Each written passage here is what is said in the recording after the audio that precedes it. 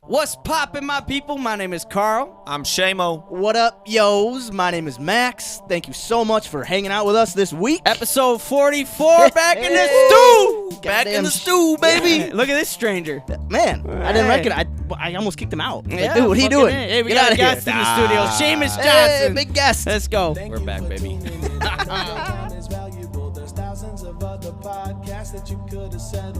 Now you just vibing with goofy dudes from Wisconsin. Two goofy dudes and one piece of shit. Fuck you. Two goofy dudes in a stooge. How about that? There we go. Shout out Not sure Becca which. Pollinari. Not sure who's the stooge and who's the goofy dude. I think he's the piece of shit and the dude. Fuck you. Hey, good to have you back, bud. Good to be back. Episode 44, y'all. Hey, before you need to hit the bar, Shamo. Yeah, you I wanna could go, warm up a little bit for pregame. Ladies and gentlemen, thank you so much for joining us. We appreciate the fuck out of all you guys who listen. Episode 44, Hold Us Accountable. Hey, man, we're here. Yeah. Special guest Seamus Johnson's in the studio. Big time. He time. fit us doing? in, man. We've been asking for him to get in here for a while. He said he's Busy busy. schedule. He's busy. He's got I'm things going on. Pretty important guy, I got a lot of things going on in my life, Catching cats, drinking gnats, and Spending a lot of time at the bars. Hell yeah. Oh, man, how's life out of retirement, bro? Oh, you know what? Ain't too bad. Too fucking Job still going bad. good over Oh, there? hell yeah, Yeah. man. And It's school? going great. School's good. I just got 8 weeks left. Graduated Oh. what, I'm- third grade now? Or Something like that. I'm going to the spelling bee. Hip hop anonymous. Yes, sir. Hell yeah. Hey, speaking of spelling bees, today we got a little monthly, weekly challenge update. Probably pick some new monthly challenges today. Yeah, we got all kinds of good stuff coming. Good. Thank you for everyone who's been listening, hanging out. Yeah, we appreciate appreciate it. If you can help spread the word of the show, just word of mouth is always good. Sharing posts, go to our YouTube page, subscribe to our channel. If you're listening on Apple Podcasts, please give us a review and give us some stars. Let us know where you're listening. We'd love to hear where some listeners are listening Hell yeah. from. And if you're on YouTube, subscribe to the channel, man. Subscribe. And comment, Facebook, Instagram. Yeah. I think we're on Twitter now. We're on Twitter. Yeah, so basically just word of mouth, spreading the show. That'd be awesome. It's we're not asking for any monetary help, just help spreading the word. Yeah. If you are watching on YouTube, what up? There's going to be show timestamps up here. Right there. And then if you're or listening on any of the podcast streaming apps, there'll be the timestamps in the description of the episode. Yeah. Episode 44. Shout out Seamus, who usually takes the notes. Shout out Seamus. Shout out. And for anybody who's new to the show, maybe somebody who's just tuning in, Tell us what we do here at Hold Us Accountable. Hey, man, hold us accountable. Basically, we take on new weekly, monthly challenges, something that we never had the motivation to do or really just didn't give a shit to do because there's no reason. Right. You know, we've done jujitsu, we've done woodworking, we've Brewed done beer. brewed beer. We've Learned done a little writing, learned guitar. Hell yeah, I fixed up a milk can. Yeah, so we basically just try to make life a little more exciting. Yeah. And get ourselves out of the comfort zone. But another thing we do that I think a lot of people in the area in Wisconsin do enjoy is we like to try a new beer. Yes, Maybe sir. a new wine. I'm thirsty. Every week. And we like to rate it, give you guys our taste of how we feel about it. Yeah. And we got a pretty good one this week. This So, one looks good, man. Let's get her going, huh? Maximilian Seamus Johnson, Crack it episode open, huh? 44. Beer of the that week. motherfucking week. Yeah, baby. Let's get to This her. dog's got a black eye. Who hit this dog? I want to hit this person. Michael Vick probably did.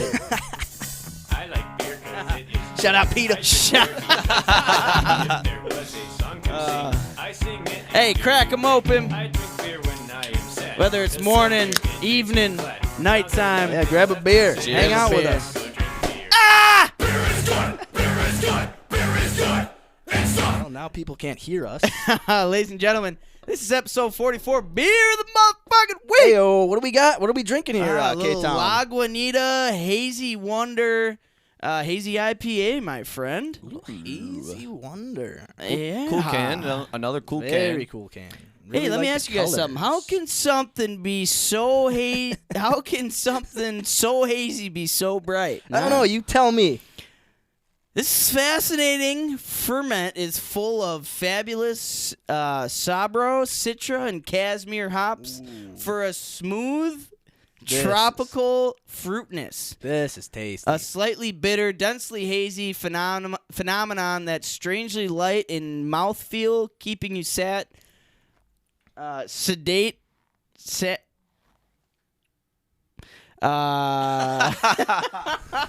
Satiated? Is that a word? Satiated. Satiated! There It's we still go. coming back for more. We know our S word. Haven't even. Fuck you. Oh, man. Let me take a quick drink. Dude, I got this a is little more. really good. It's good, yeah. This is very good. Remember that Sculpin? Oh. That Sculpin IPA? That's what I was hoping this would taste like. Wow, that's. This is real good. I don't want to talk about sculpin after our history lesson before we got done.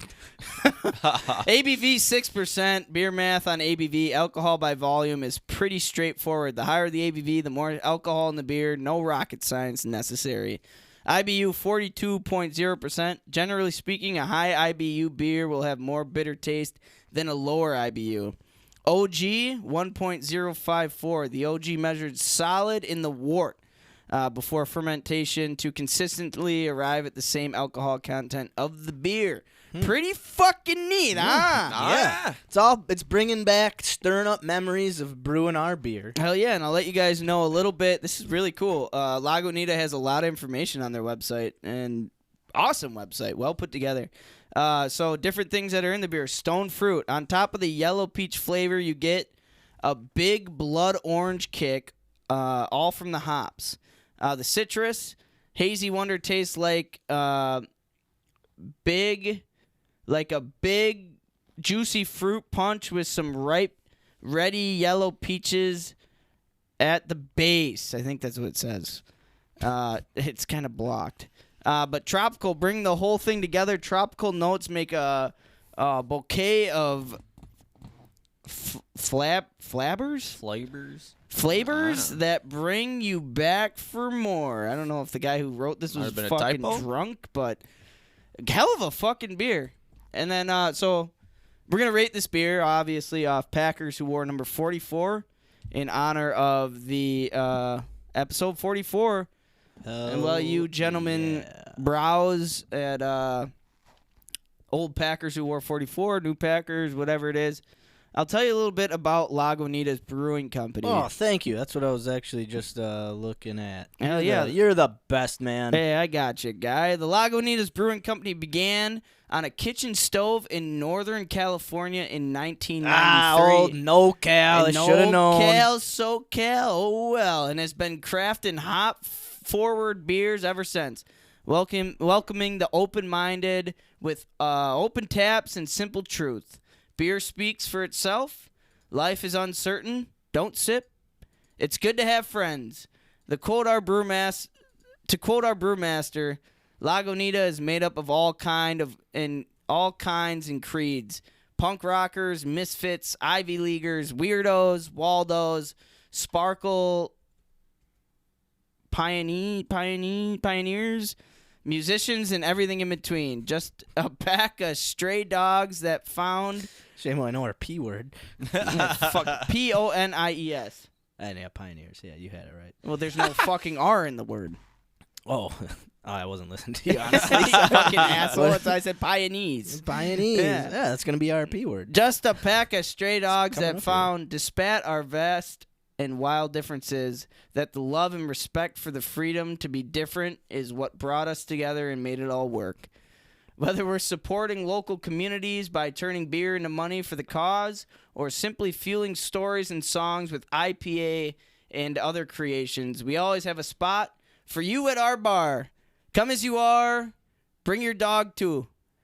Here's how it all really happened, at least how we remember it. Heck, we don't remember a lot, so at least we thought it might have gone or something. Nice. They do have a good website. Yeah, and then they got a whole fucking There's no R, you fucker. yeah, it's like Pioneers. Oh Jesus! Do you want me to run down their small time frame? Or no? Whatever you want, man. This is your. All right, so your 1993. beer. So you want to start a brewery is the caption in a kitchen just outside of Northern California, hamlet of Lagunitas. Tony McGee was crafting a beer on a What? No, it's of course it's a Tony McGee. Tony brewing, McGee was brewing crafting beer you on know? a 5-gallon homebrew kit.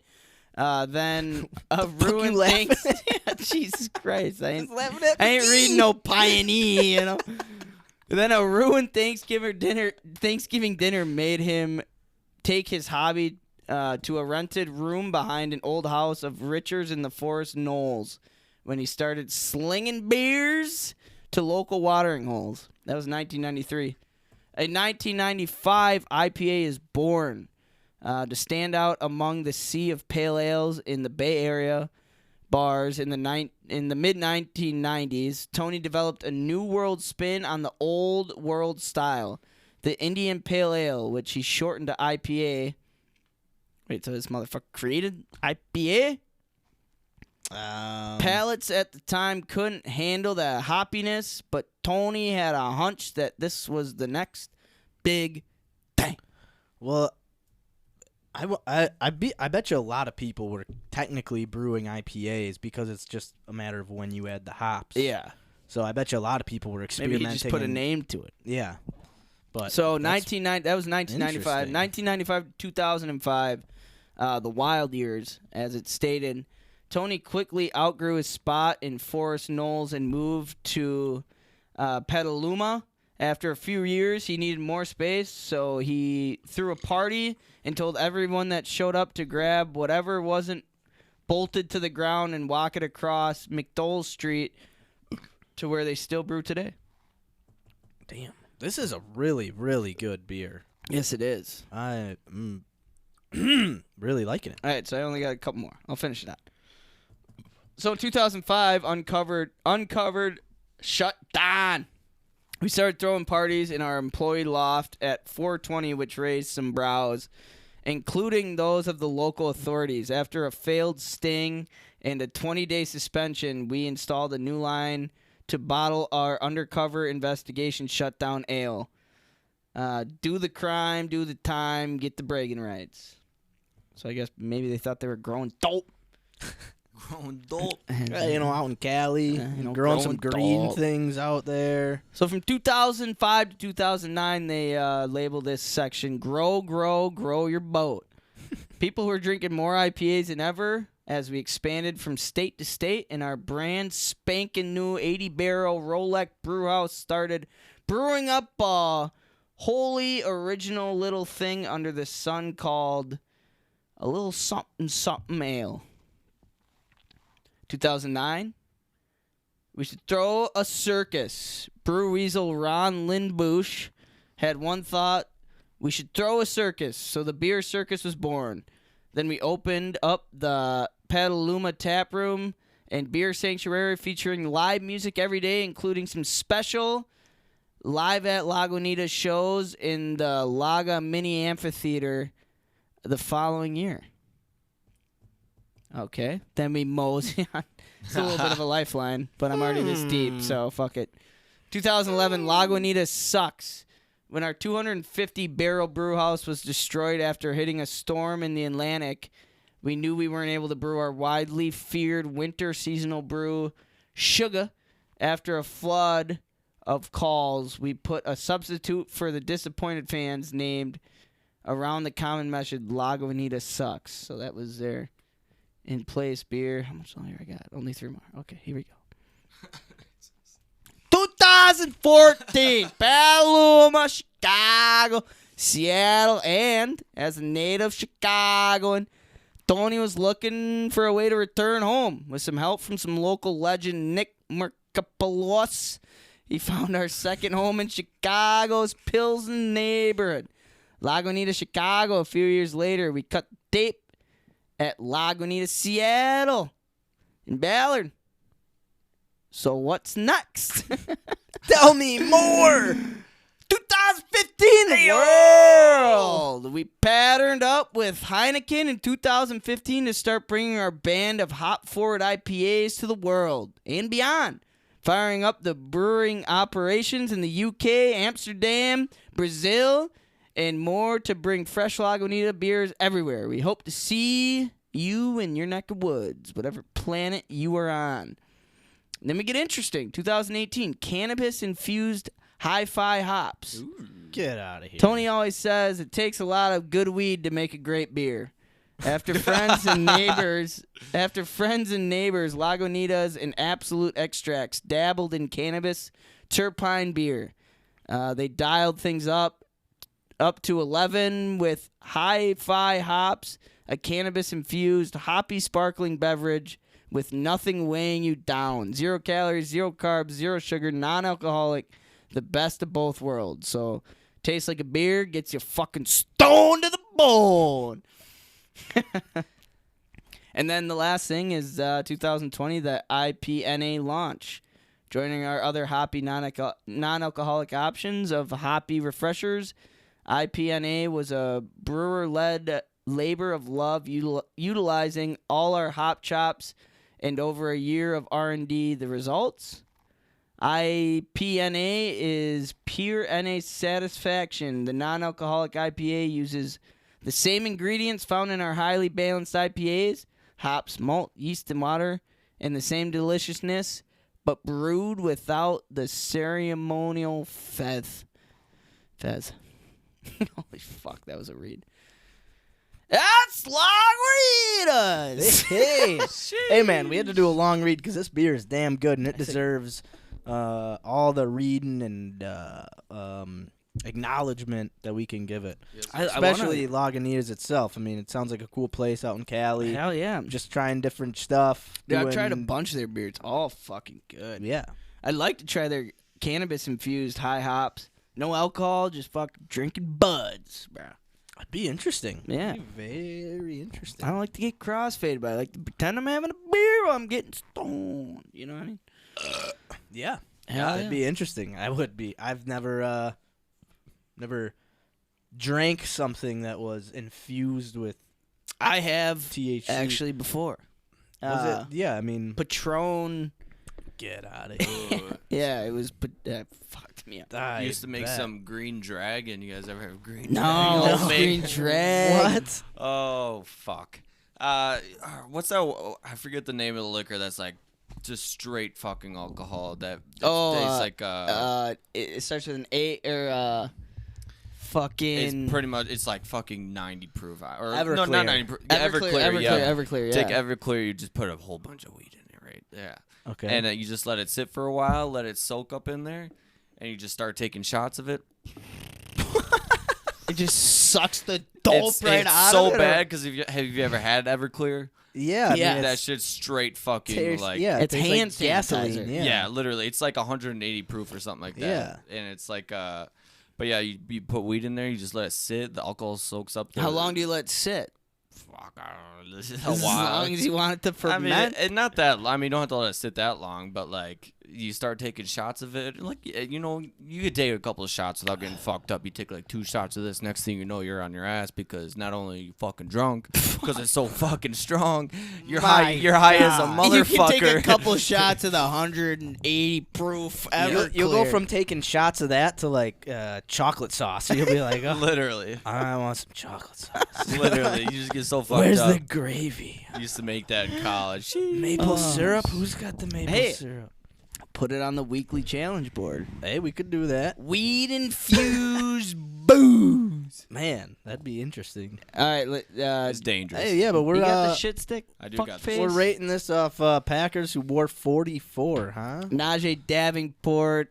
We got James Starks. We got Bobby Dillon. Bobby Dillon, and there was Anderson. I think there was Donnie. Donnie Don! Anderson. Oh, whoop, this is the wrong one.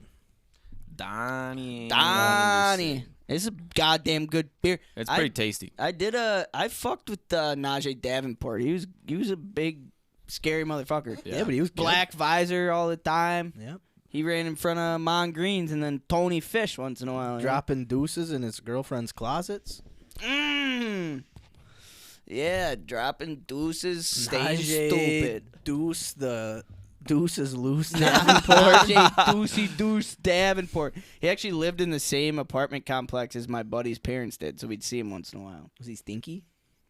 I don't think he pooped in the elevators. Nah, I don't. don't Yeah, I think think he he kept pooped. it in. No, I he think seemed like a cool. I mean, he seemed no, like a he good was pooper. he was a really good.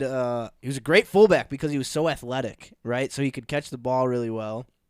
But then he also, you could line him up as a running back if you Yeah. needed to. He was a threat. Where'd he come He was- out of? Miami. Oh, he's a Miami folk. Yeah. Yeah, so I think or not I don't know what I was going to say. I think about, but no, he was just a good like a quality guy to have in Yeah. your backfield. He How could long kind of did do he- everything. How long did he run with it? He was. Not too You know who? long. Quick off topic. You know who Pat McAfee had on the show the other day? Ricky fucking Williams. Oh, did you see that Oh. commercial with Ricky Williams and Eli Manning? No. Oh man, it was great. Wait. It was like so it was promoting their Thursday or their football, the Rick- Monday Night Football. With Ricky? Yeah, so Eli Manning's like visiting Ricky Williams in this commercial, and he's just eating these brownies that Ricky Williams made, and he's just like, Eli Manning's like, I love these brownies, these are so good, and Ricky Williams like, you might want to slow down. no And way. he's like, no, they're so good, these are just the best brownie. And he keeps eating them, and then at the end of the commercial, he's just laying on his back like, this was the best. This is on national TV. Yeah, too? it was That's just a so commercial. dope. Yeah. And they kicked fucking like Ricky Williams got basically drove out of the NFL for his dope smoking too. Crazy. Dude, one of the most electric backs. Like, could it So like? good. Do you think he'll go down and do you think he'll make the Hall of Fame, or just because of his short stint? Like he would have been. Well, he had like a weird revival with the Dolphins. Remember they were running that Yeah. Wildcat with him and Ronnie Brown? Yeah. And it was just like really effective for a little while. It was, and then teams he figured it played out. for the Saints, and then he played for the Ravens. He played for. Oh, I didn't know that. Yeah, he played for the Ravens, but dude was a beast. Yeah, he was really good. Well, he was the guy that the Saints, they traded Ditka like got him. they That's traded when- like their entire draft. They traded like their first, second, third, fourth, fifth, sixth, seventh pick just to move up to number 1 to draft him. That's when Like, Ditka they was pulled coaching some the Madden Saints, shit. dude. That was literally what you do in Madden. If you want the number 1 pick, Yeah, you you just trade- trade all your picks. You get the number 1 pick. Dude, they were. That's what they did. He was talking about that, how like he played for Ditka, and I was like, that's like we watched Ditka coach. Like, Yeah. we watched Ditka still in the league. Wild. Yeah, Yeah, fucking Ricky nuts. Williams was he was great, man. I loved fucking Ricky Williams. It was a good. Well, and he's conversation, also too. one of the best college running backs of all time. Yeah, Like, out he of was Texas, dude. He was a he was beast, so bro. good at Texas. Yeah. You know what his weed company is called? Heisman. Yeah, dude, it's dope. That's awesome. That is fucking Yeah. awesome. That is And of course, he awesome. came to the McAfee show with just like some deep thoughts, like some, just fucking. Dude, he's not just like, oh, I'm a stoner. He's like, no, he's an intelligent man. Yeah, he thinks like deeply about a lot of Thinks things. outside the hot box. You know what I mean? All right, let's rate this goddamn All beer. right. This is a Oh, tasty man. beer. I already know who I'm going with. Yeah. What, Najee? No, I'm going with Bobby Dillon, man. Big Bobby D. Bobby This D. guy was he's a Hall of Famer. He's one of the greatest cornerback safeties to ever play. He's also, as a kid, he lost one of his eyes. So he played his entire NFL career, a Hall of Fame career with one eye. Really? Remarkably, Dillon played his entire career with only one eye. He lost his left eye when he was 10 years old following 2 childhood accidents. This guy just never learned. It was replaced with a Shoot your glass eye out, eye, kid. but the loss of vision in his left side never seemed to diminish Dillon's ball awareness. Where's the quote from Lombardi about him? Shoot, oh, here. So he played for the Packers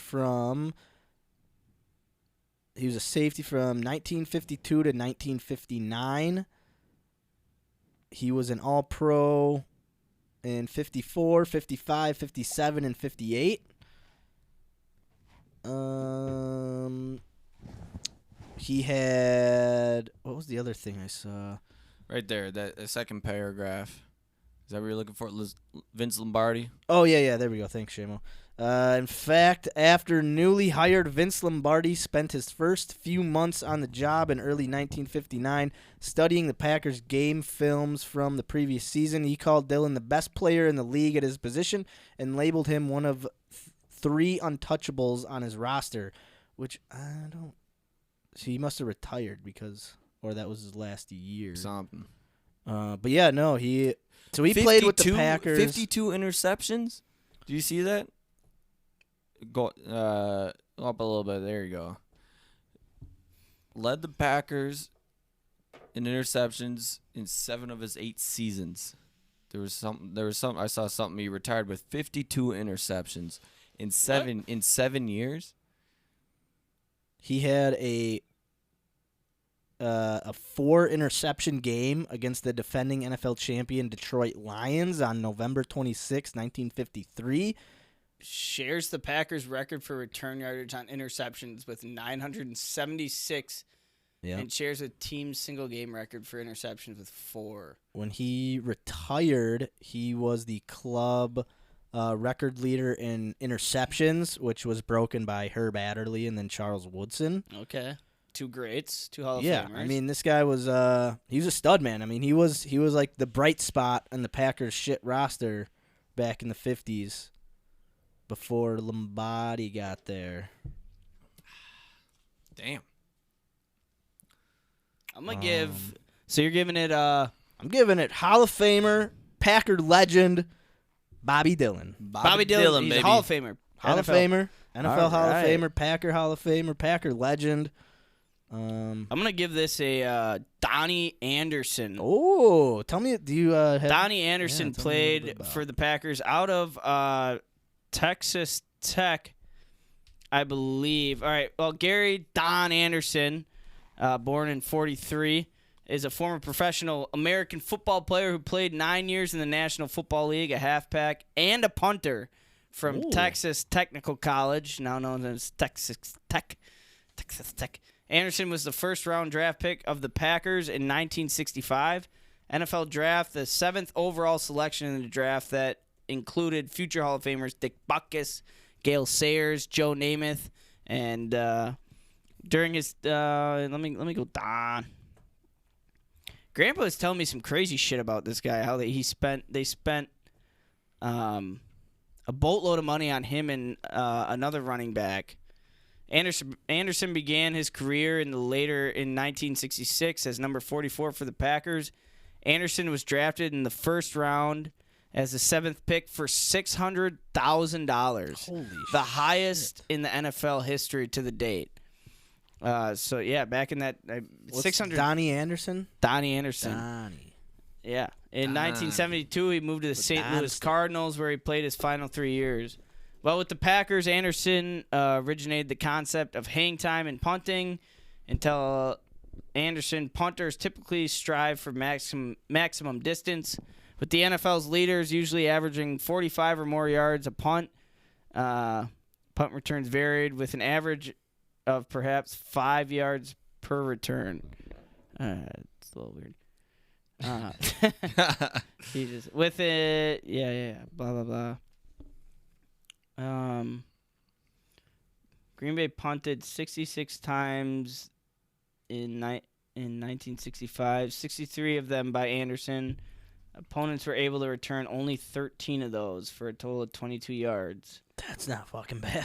Anderson's coach, Vince Lombardi, who explained the concept to sports writers who questioned why Lombardi didn't try to find a better punter than Anderson, who averaged only 36.6 yards per punt. Lombardi pointed out the lack of return yardage. Only punters soon followed Anderson's, working for greater hang time. So he kind of like established the hang time thing, let her rise, let her float. Right. So just basically don't fuck up. Get the ball Get her deep. away from us and don't let them return it. Yeah. It's basically, he wasn't asking him to be, If he's not getting dropped by Vince Lombardi, he's got to be exactly. playing If halfback Lombardi and punter. trusts you to be the punter, Right. you got to be doing something right. Yeah. Right. Oh, he's a better explanation of the fucking guy. Looking for a capable successor to Paul Hornung, Lombardi selected Donnie as a future number 1 pick in 1965. Okay. A consensus All-American his junior and senior year at Texas Tech. He led his college team in rushing, punting, scoring, and receiving yards, and was also named the MVP in the HUA and Gator Bowls. After being used mostly on special teams in his rookie HUA season. Bowl? They had a HUA Bowl? What are we, time travelers? Hula. But yeah, HUA. We're time travelers, guys? After being used mostly on special teams in his rookie season, Donnie became into his own during the 1967 season, bringing in all the skills he honed in college. Donnie helped the Packers to their record-setting third NFL title in 1967. 762 attempts with 3,061 yards, 4-yard average, 31 touchdowns. Donnie Anderson. Donnie! Donnie! Hey, you want to grab a slice? Hey, Don. Hey, you want a Starsky Don? Hey, grab a beer. Yeah. Hey. How come everything I'm reading tonight is just fucking paragraphs? Dude? Get myself caught in, and I'm like, well, I gotta fucking you're finish. Hey, I gotta finish for Donnie. Hey, Donnie needs this red. Oh, man. shit. What about you there? All right. Seamus. I'm going to give this one the old James Stark. Oh, the old Super Bowl sleeper. Yes, sir. Drafted in the 6th round of 2010. Goes on to break the postseason record at the time for rushing yards and goes on to win the Super Bowl in his rookie year. Rookie. Fun fact, where was he drafted out of? Is this a Buffalo. good- Oh, yeah, I did know that. Buffalo, yeah. Buffalo Soldier. James Starks Rasta. Do you remember being at the Packers training camp? I think it was the following year they won the Super Bowl. We were with Tom, and there was like David or Atari Bigby was there? no. There was this like a buddy of Tom was in the stands, and him and Tom were talking, and he was like, "Oh yeah, I know James Starks," and the reason why he only started playing in the playoffs was because he couldn't get the playbook all season. And then the playoffs came, and they're like, we need a running back. Like, you got to step up. And he was really good. He actually did it. Yeah. But it was like, Now I got to start studying. So secondhand story, so who knows. Yeah. But it's basically he couldn't get the playbook down, so that's why he couldn't play all season. That's the thing about living in Green Bay, being a Packer player. Like, people know shit. Yeah, Like, people will I remember find out my your brother shit. Charlie would tell me stories like, yeah, dude, last night I smoked like 4 fucking Newport 100s with Eddie Lacy outside the fucking bar, dude. Like, Lacy was just burning chongers down, dude. Dude, Then he showed up to training camp just half-D. And then the best thing about Eddie Lacy, I followed him on Twitter, and he would just post at like 2 a.m, like, oh, thinking about McGriddles right now. Like, not Dude, and even he joking. disappeared after the Yeah, pack. he just Did went he go to away. Seattle? Yeah, but Yeah. he just never Yeah. could put it together. And No. dude, like one time he had like a post on his Instagram about how like a fan came up to him and called him like fat or something, or like just gave him shit, and he was like, "Man, that shit hurts, man. Like, come on, man, you don't gotta remember do that that." year he showed up to training camp? It's just like, what the fuck, bro? Cheeseburger Eddie. Cheeseburger Eddie. Dude, I was so hyped on Eddie. Bro, he was like Yeah. he was like the first time AJ Dillon. Like, he was Yeah. like a big Alabama hitting He hard. could Yeah. catch the ball pretty Yeah, well. Yeah, dude, he was an athlete the first. And then he He really just found couldn't. the McGriddles. Well, Yeah. I remember like there was someone on ESPN who was like, he's gonna eat his way out of the league, and I'm like, dude, he's in his 2nd year. Leave him alone. Like, what? He's a big guy. What are you talking? Did you see how many yards he had last year? And then like he 3 ate years- himself and then out of he the ate league. himself out of the league. I was like, Oh shit! Well, I'm gonna Damn. quickly grab Juan Moore. yeah, you wanna grab me? Another Yeah. one? Might as well grab me one too. Sheesh. Yeah, I should have just got another. Nah, we're actually probably gonna do a these. beer. You guys wanna double down, or you wanna do a Double beer down. review later? We finish these and then. We can do it later. This All one right. was too good. We gotta Yeah, focus yeah. on. Yeah, we let's gotta focus on these these. guys. Yes, yeah. sir. All right. But yeah, so Carl's gonna grab another round of beers. Shamo's gonna sit in his chair, looking queer. No, just kidding. Just jokes. These are all jokes. Not a comedian, but they're jokes. Jokes. They're jokes. Ha ha ha ha ha ha. So glad to be back, guys.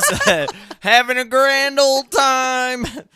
Gonna miss a couple weeks after this one again. Well, hey, I mean, if you don't have to. You can go to Slice if you're not having a good time. oh, okay. Well, don't tempt me with a good time. No, man, it's good to have you back. Yeah. All right, so what have you been up to? What's been going on? What's been shaking in Shamo's world? You Fill us in know. a little bit. Do a little catch up with the crew here. Well, a couple weeks ago, I think the first episode I missed, I was in final weeks of school.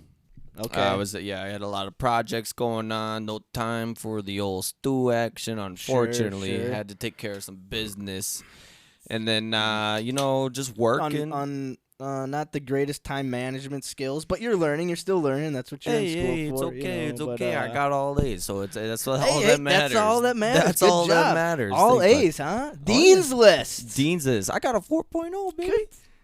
Man. Yes, sir. We got a genius on our Hey, hands no, here, folks. That's definitely what they call me. But I had this new internship, been doing that, been doing Yeah. school, been a little busy, and then last week had to miss again. The old lady didn't had a little mishap on our driving test, couldn't quite make it. I had to drink about it. I'm always there for support. I don't mind drinking about it.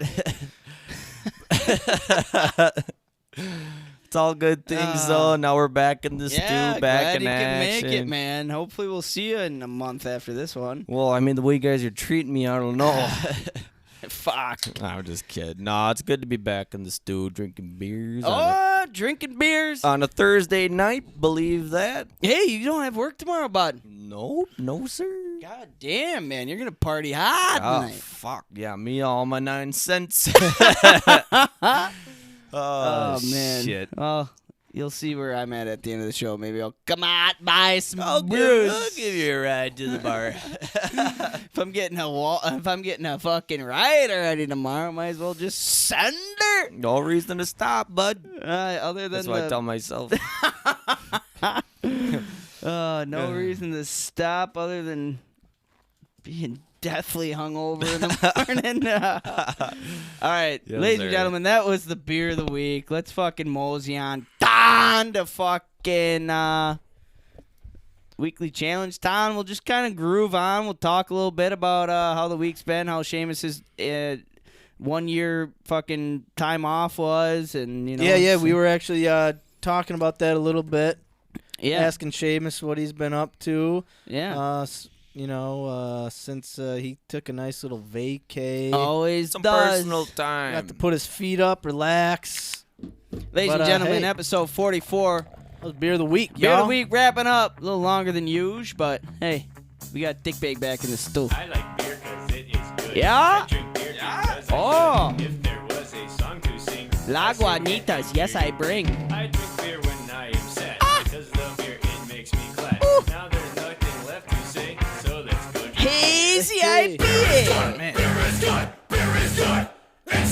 this one really is just It's a fucking really, tasty really beer. good Hey, beer. meant to compliment you on the shirt. Looks Hey, nice, bro. Hey, Goodwill. Get the fuck out, Another dude. Goodwill shirt, man. I went there and tried to find the cool flannels. yeah.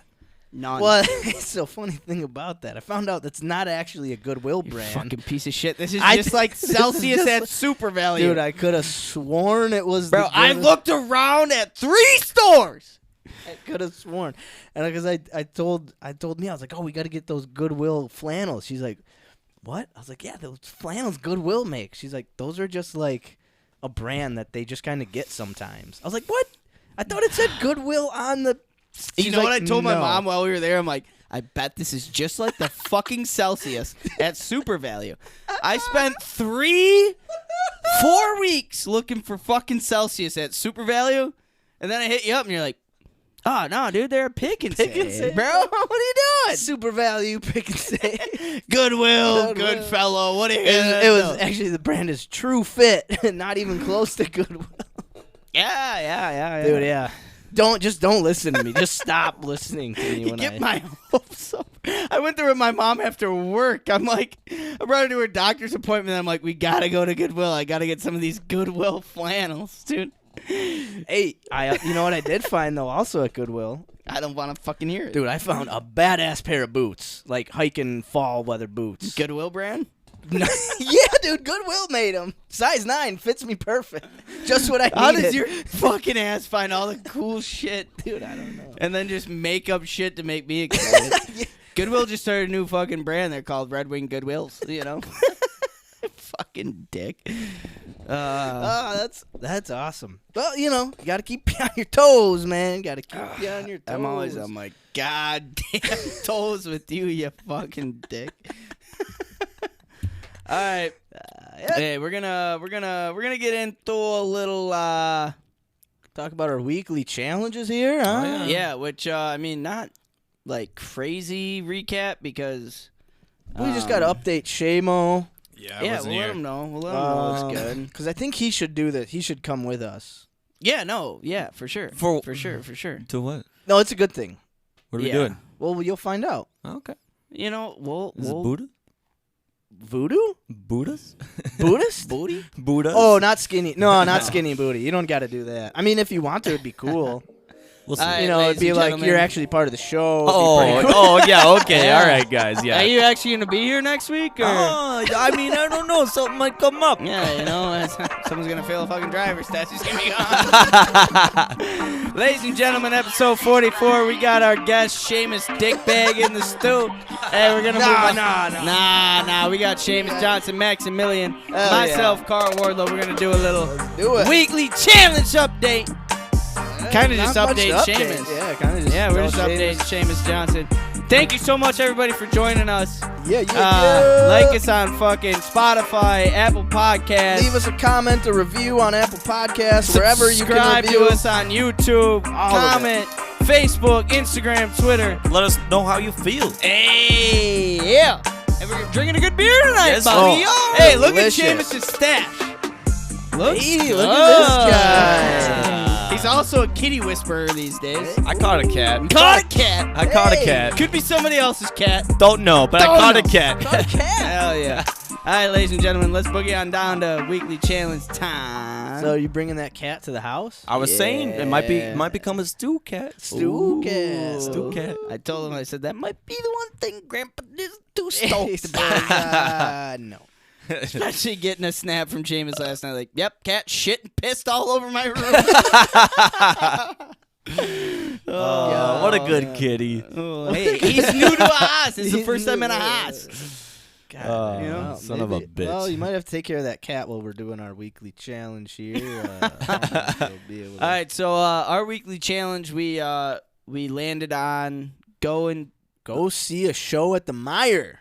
see a show at the Ooh, Meyer okay. Theater. So we looked at the Meyer Theater's calendar, So this is what we're saying that you should obviously be involved in. Steve-O? and Yes. we think the most entertaining show and thing that we will kind of appreciate the most is Steve-O, the Bucket List Tour, Yeah. is coming to the Meyer on January 22nd, 2022. Tickets are $35, not too bad. VIPs, if we want to meet the fucker, we could pay $75. Dude, I would pay $75 to meet Steve. I mean, he is kind of like he's an a icon staple, dude. in our like. And we could mention our just mention it to him like, hey, dude, like we love doing the same shit, like not as on your level, but well, yeah, I think he'd be a dude. I would love to meet Steve-O. That'd be kind of cool. I would pay $75 to meet Steve-O. that ain't bad. $75. All I right. I would do it. Steve-O's worth $75. Dude, All right, then let's. I then absolutely think. Then let's say we should have tickets purchased by next week, or I guess No, we have no, until we got- January 22nd, but we don't want it to sell out. Let's do. Yeah. Okay. You gotta I mean, give it's me Green a Bay, little time. Wisconsin, so who Let's knows do the how in demand Steve-O is. We could say by maybe like calendar. maybe like second week in November, because that's after I pay rent. I need to set this up. Why do you have Jesse Van Pay on your calendar? It's I think Is that- it must it's be his linked birthday. with it must be linked with Facebook. Oh, that's Honestly. badass. That's badass. Uh, Hey, okay, shout out, so we Jess. got- Shout out, Shout Jesse. out, Jesse. Okay, so who else is? Oh, Thanksgiving, Election Day, ooh, Halloween, ooh. What are we elected? Veterans Day, ooh, Daylight Savings, Ooh. Hanukkah? Hanukkah? Shalom. Shalom! All right, so second week in November. Yeah. Let's shoot for that. November. All right. Let's do November 11th. Sounds good to me. Have tickies bought Tiki tiki. by We got- 11/11. And we still gotta get tattoos. Yeah. So, I told you before the show. So the walk-ins. Let's explain why. Yeah. So we 2 weeks ago we landed on Skinny Buddha gumball machine tattoos. So they have a gumball machine, but instead of gumballs, it is filled with just a simple design for a tattoo. It's like if you were at a store as a kid, they have those machines with those temporary tattoos that you Yeah. roll. Yeah, it's basically what it is. So they have you can just kind of do one for 25 or two for 50. Yeah. So basically 2 tattoos for $50 for us, and then it's just luck of the draw. Whatever you get, Wait, get. so if we can get both of them for $50, No, or so you pick? so no, so what I'm so like, so I would do one spin, Mm-hmm. and then you would do another spin, Oh, okay. and then it's just $50 total. So I say I go first. Oh, okay. So it's not. I get the first thing that comes out. What if we do $50 each? So we get 2 tattoos. Well, with 2 options. Oh, I see. I don't know how I mean, we could ask them. Yeah, because Sure. like my thought of it when you told me this was like, okay, I get $50 for 2 spins, then I get to pick and choose like what tattoo I want to get. But you were I saying don't like, well, I also don't really know how it works. I just looked at their gumball machine, and I'm assuming. So this could very well be like the flannel situation, where I'm just assuming things, yeah, I don't and know I'm what the completely fuck I'm wrong. with- So, All right, so let's I'm just go in there. So We'll see. from what I saw, the gumball machine said 1 spin for $25, 2 spins for $50. And in my head, I'm thinking, okay, you get 1 tattoo for $25, or you can get 2 for $50. That's the same thing, though.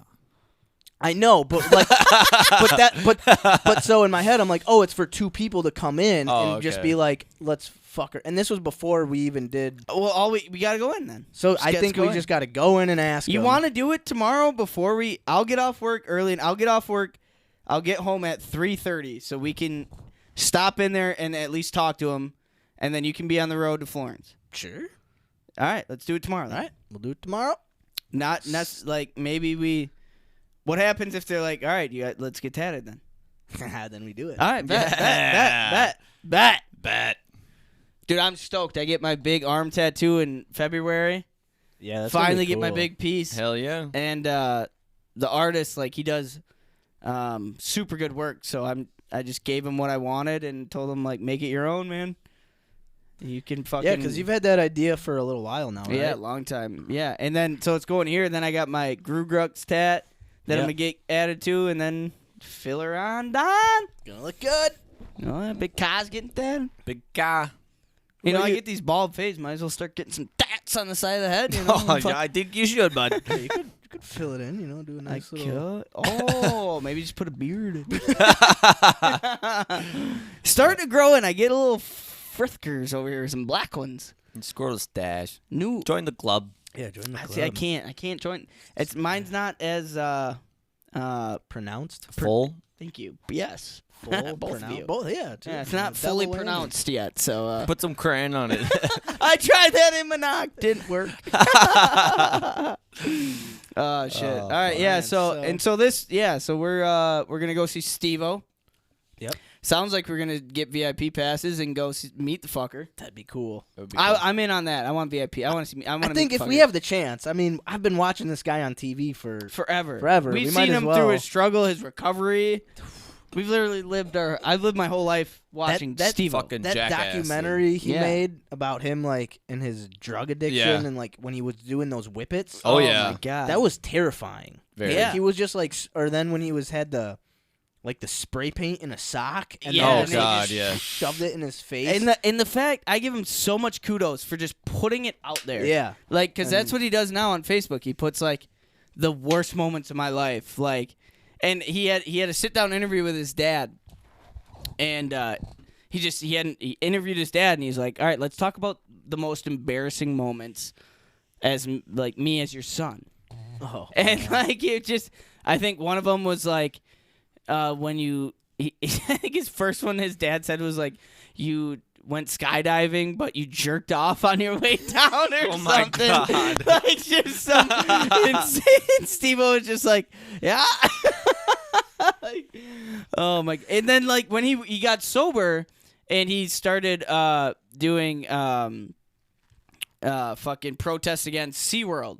And he Climbed up on the crane? duct taped him. Yes, to the crane, dude. Yeah, Yeah. Like this motherfucker still. I love. And to then meet this he fucker, duct taped dude. himself to a billboard, I think. Yeah, he did. Yeah. Yeah. I would love to meet Steve. I would love to as Love well. to So meet yeah, that'll be Steve-O. really cool. That's gonna be really fun. Hell yeah. And the description of his like show sounds pretty crazy. Like, what is it? Like, what kind of show is it? So it says for adult Stand-up audience comedian? only, stand-up comedian, New York Times best-selling author. Steve-O is bringing the bucket list tour to the Meyer Theater. Was also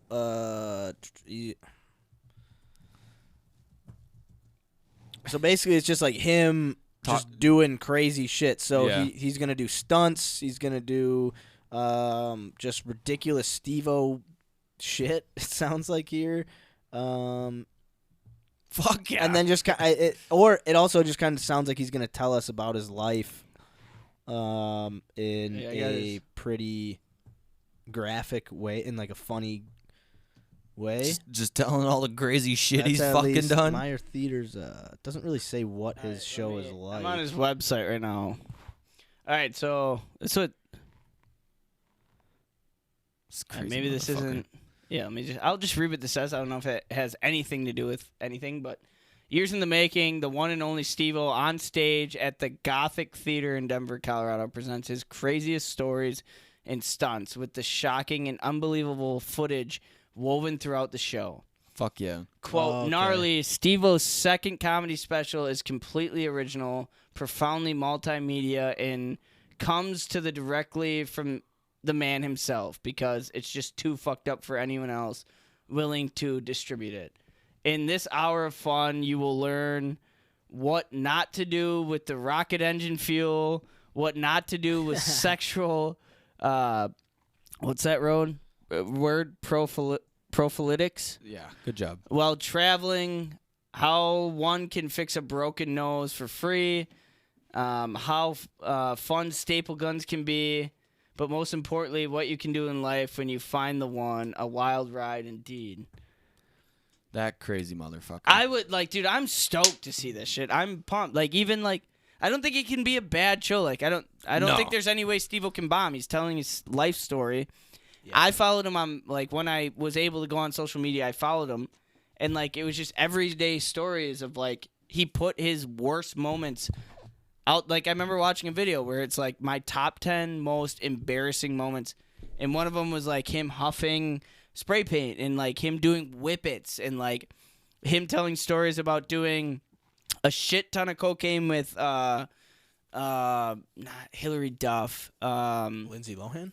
Lindsay Lohan, or no. Who's this bitch who I'm thinking? I'm sorry. Paris Hilton. Paris Hilton. Wait, really? Yes, Oh, that is shit. exactly. Hey, good call. Yes, I'm doing a bunch of blows. Yes, Paris Hilton, and just telling his life Yeah, story. she's a bitch. I mean, no, I'm- she seems yeah, but he basically just puts himself out there where he's like, I'm gonna tell you guys the dirtiest, worst moments of my life. Because I'm fucking sober now. I'm, he has a banging hot wife, he's probably loaded, Oh, yeah. and yeah, it's crazy. Fuck No, yeah. I'm that'll excited be for that awesome. show. It'll be cool. And then when it did Jackass, they made another Jackass. They were Yeah. making one. I don't think it's come out yet. I could be wrong, Okay. but Oh. they were in the making of one recently, within the last couple of years. That's why this whole Bam Margera shit came out. Yeah. He was trying Oh, to sue yeah, Jackass. for yeah. not- Well, they kicked him off the set because Yeah. he was he's a drunk. he was he's he was just drunk. Yeah. I mean, God, and Same. it's crazy.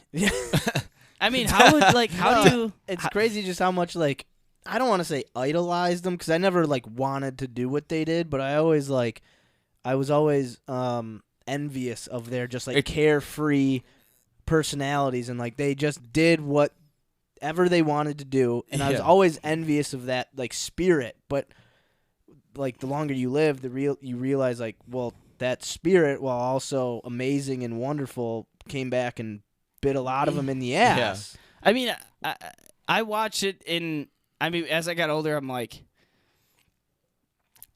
in a sense, that's how easy it is to make millions.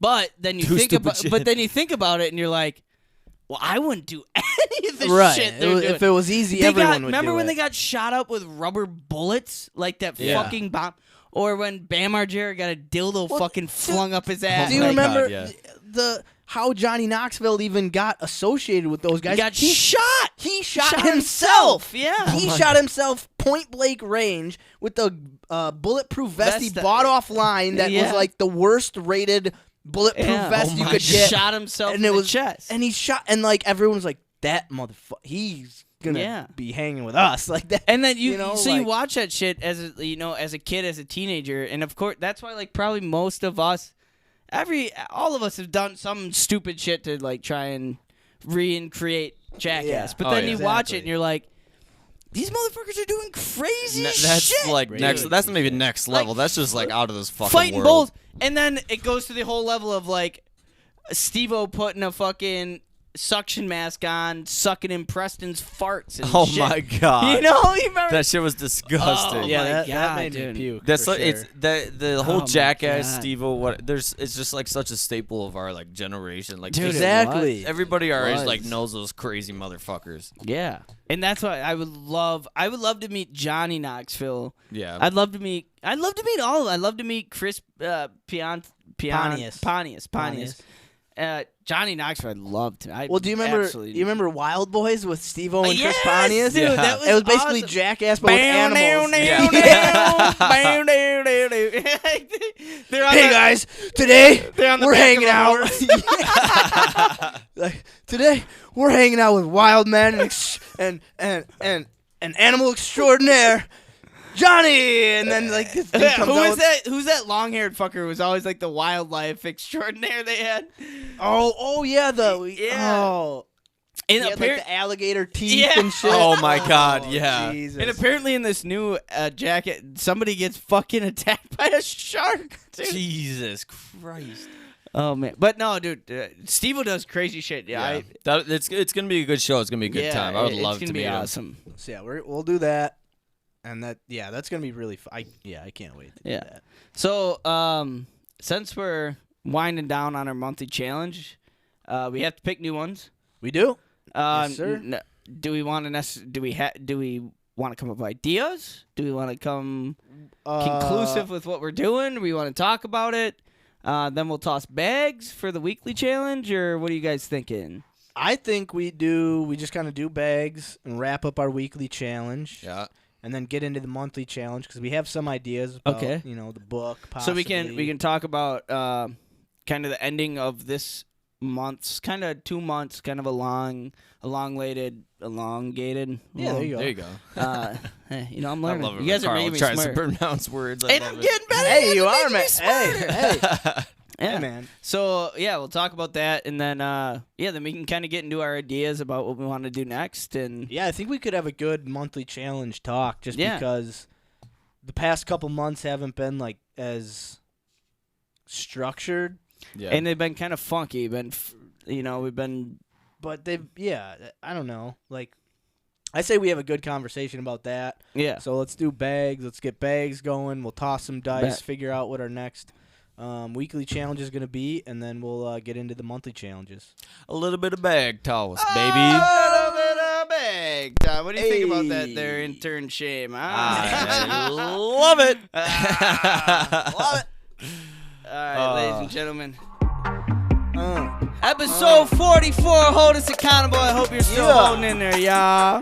And if you are, thank you. Yeah, thank you.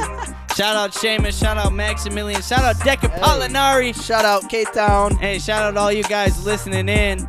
This is Hold Us Accountable, beautiful podcast. We're going to play a little bag toss. Some bags going, man. We're going to figure out our next weekly challenge. Yes, sir. So take a little break. Go take a piss. Go take a shit. Crack another beer. I don't give a fuck what you do. We're going to set up a little bag toss. Hey, whatever and you get do, groovy with it. Just come back. Just come back. Episode 40. Yeah, come back. Ladies and gentlemen. Hey, we're going to play a little bag toss. Max, you have not won this game yet, have Not you? yet. I'm getting close, man. It's 56 to 28. All right, we're playing to 61. Gotta win by 2. Fuck. I also can't go over 61. I can't, can't so what be like- happens if you bust? Then Then you start. we Then you go back to down where you like started 15? this round. It's 56. Okay.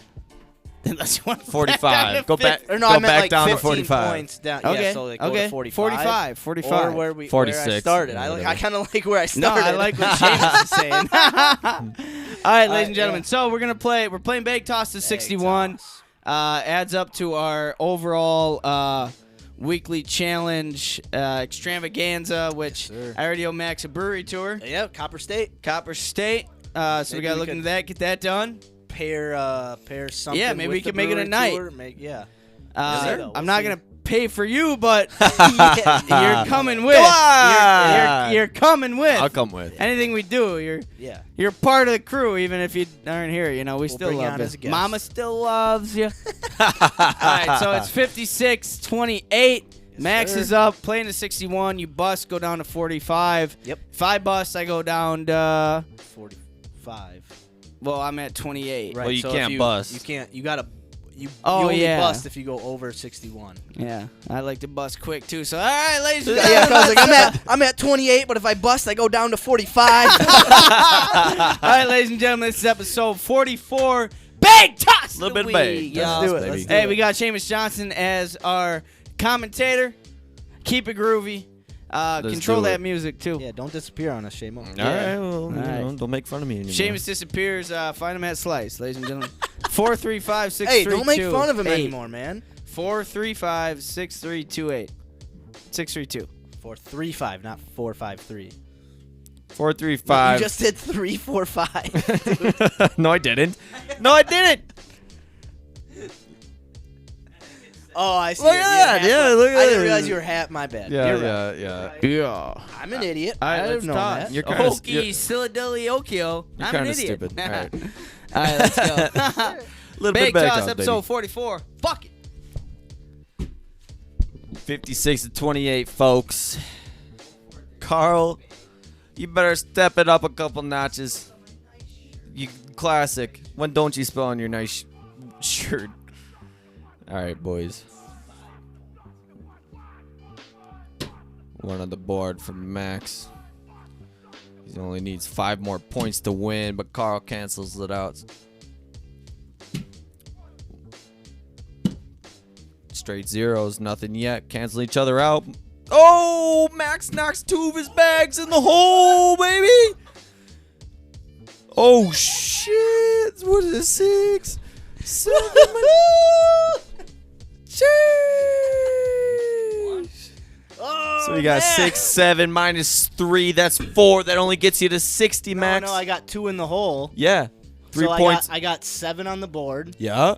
Minus 3. That's 4. Oh, that is only 4. All right, let's run them, bitch. Both of you suck at math.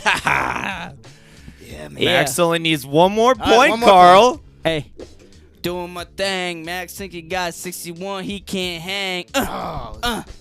Carl hanging So out close. at 28 points. Too excited. 28. It's shot. close though. Only 1 more point for Max.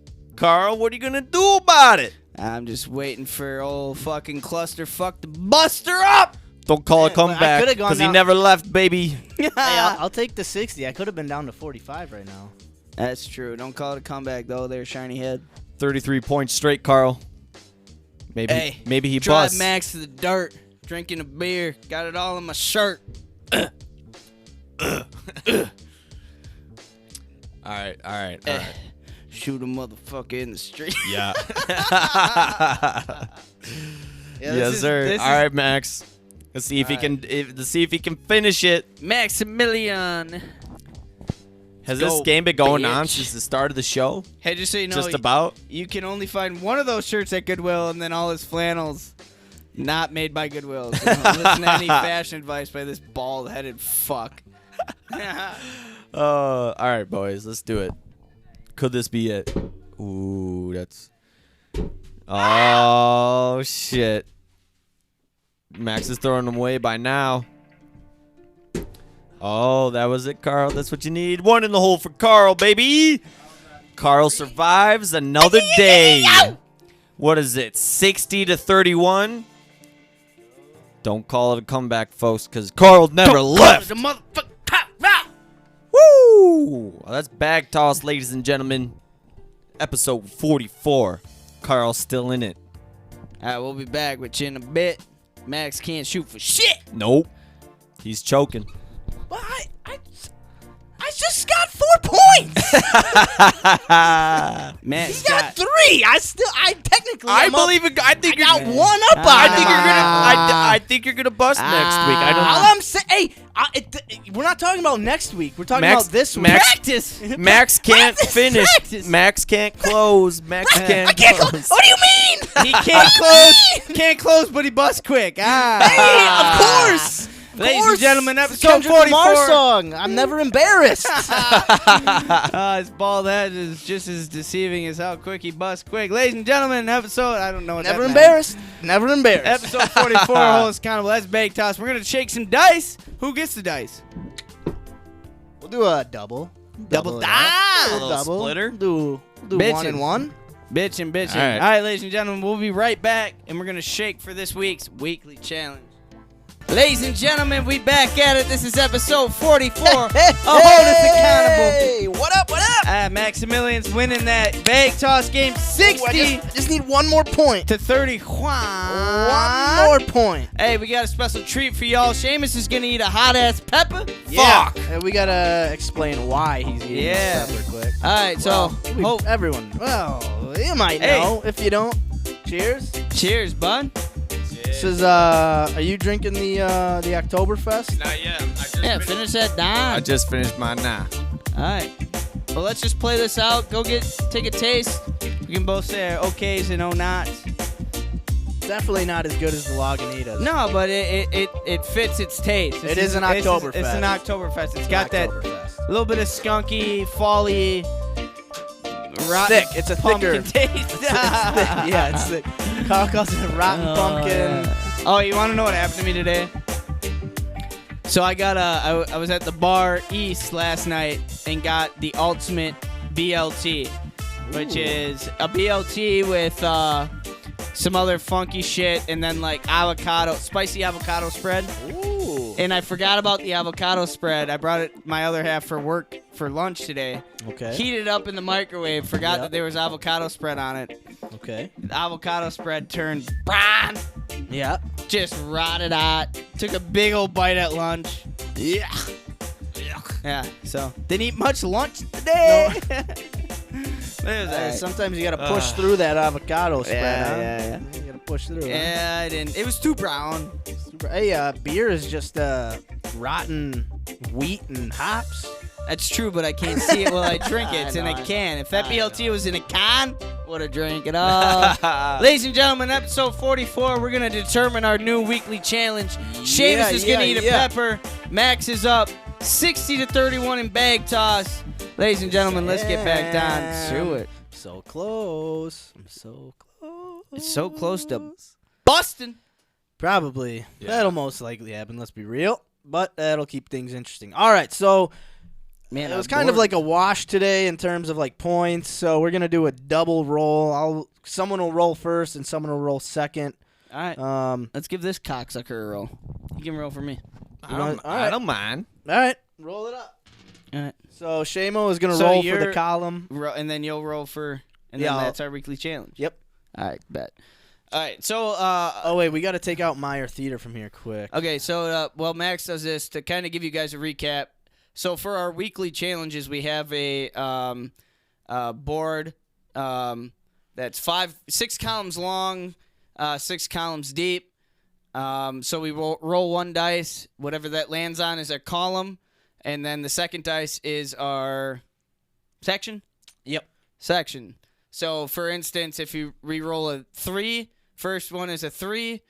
And second one's 5. That's potluck party at the stew.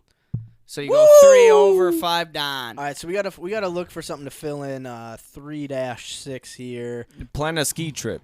Plan a ski Yeah, trip. there we go. Bet. Max, have you ever skied? One time. Oh. Have you ever skied? Oh, yeah. Yeah. I've snowboarded a few times. Well, ski, snowboard, whatever you want to do. Yeah, bet. Can we bring a sled? Sure. You can bring whatever you want. We can do whatever you want. Send you off the jumps. Oh, that'd be fun. That would be kind of fun. Hey, I used one to- of the most painful injuries I ever got was at the Webster Hill. Oh, the big old Webster Someone slump. They made a little jump, and I went off this jump on a sled, belly down. What kind of sled are we It talking was an about? inner tube, Oh, inflatable okay, inner okay. tube, and I went off the jump, and I slid forward just enough when my crotch was hanging over the edge of the tube, and when I landed, fucking BAM! Oh! Oh, that hurt like a motherfucker. Nose to nuts, nuts to ground, baby. Woo! So yeah, I Oh, won't. man. Hey, a lot of my biggest injuries have been in a sled. I broke my wrist in a sled. Or broke with a my ward dick blow. in a sled. Yeah. I think my brother broke your leg. Oh, yeah, just your brother- tackling you. Broke my leg. Yep. Yeah, it's 3 injuries Hey, in my leg. our ain't buddy bad. Paulie, he's already skiing in Colorado. He Ooh. Snapchatted us last weekend. He's early season skiing Oh, out yeah. in Cal. Fucking jealous. It looks so fucking nice out there. Yeah, I've got a buddy who like works in Colorado, work for like a ski resort in the winter, seasonal stuff. Yeah. Oh, yeah. and just Ski his like bum. Snapchats, and it's just the most beautiful. Oh, man, I know. I can't wait. Yeah, I'm gonna be getting back into the snowboarding my whole life, and then shoulder surgery put me out last year. All right, but we gotta roll some dice. All right, Shamo. Yeah, roll dice. All right, roll let's dice. get this these going. dice up, man. All right, 2. Twoser. Column 2. All right, so in column 2 we got start reading a book, write a rap verse, come up with a new improv skit, Do the Ninja Warrior course. paint and pub, and wood. Oh, never mind, Shamo. I'm sorry. No, that's all right. What? What's the last? Yeah, shit. You can read the. We were kind of going. Bonson. Paint pub and A wood burning. and a wood burning project. man. I shouldn't have even said anything. I should have just let. I don't let know it what's roll. happening right now. Let it roll. Took it All right. over. So here we go. Let's see what we're gonna be doing. I'm hoping for paint and pub. I'm down for that. Be fun. 2. Right, All right, we're writing a rap verse. We're writing a rap. We all have to perform our rap verse next week. I say we get one. We write one song. Everybody gets a verse. Ooh. A little HUA rap. Ooh. Ah! A little HUA Who rap. rat? Yeah. Who is that? Who rat? So we need to pick out Peck attack. a. We need to Shooting pick out a everybody in the beat. streets. We need to pick out a beat. Yep. All right. So when we get together, pick out a beat. Sooner than later, Carl probably pick one out and we'll fucking write to it. Oh, I think we should pick one by Right the now? end of the show. We don't need to do it this second. I mean, Yeah. I could start picking and But- choosing. Yeah. Oh, I like this one. This is gonna be a fun one. Guys, This want is me gonna to be fun, Start yeah. browsing. Start, brah. yeah, let's just scroll through a couple. Let's just scroll through a couple Yeah. beats and see if anything Yeah. calls to our right. inner rapper. Our inner All right, rap. we get 10 seconds each beat. If you don't like it, tell me to go next. You gotta at least wait for it to drop. Yeah. Oh.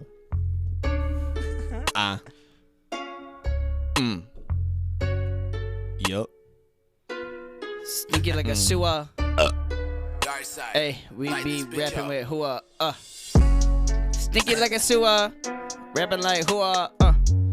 Hold us accountable. Fuck like a Huxtable. Oh, that's Bill Cosby. Shit. Sound like sucking up. I'm just kidding. Like. Alright.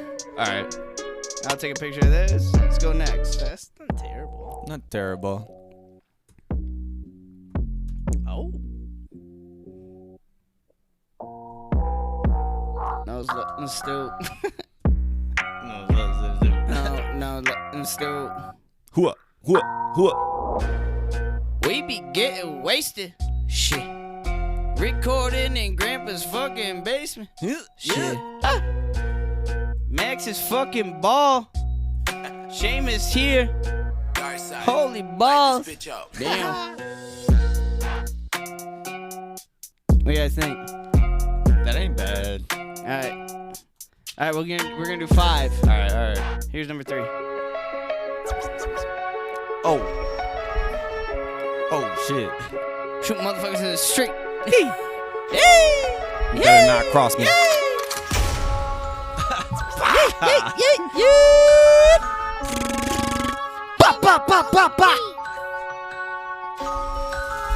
I wish there was like a sound for hugs. Hugs, not guns. Hey. Gonna shoot my hugs. I don't shoot no guns. I'm just out here trying to give some love. I ain't no thug. Motherfucker, come up. Give me a hug. You can meet me at the pub. We can have fun. Hey. Yeah, this one is alright. Alright, next one. This is number 4. Oh. I feel like this is a Shit. What song is this? This is like Rico a song. by Drake Yeah, I and was gonna Meek say Millie. this is like a HUA! HUA. HUA! HUA. HUA! Hey. Yep. Yeah. Nope. Recording at the studio, Okay. yeah, we be getting dirty. One day. Hit it in 2 shots, dog, call that a birdie. Not today. Me and Maximilian and Seamus, we be in the basement, best believe we getting wasted. HUA shit, we getting naughty, yo. Get with it. Some bad bitch about to give me a digits, I'm like, Listen to the audio. Sick ass flow. yeah. Here I go. Tommy likes it in the boat.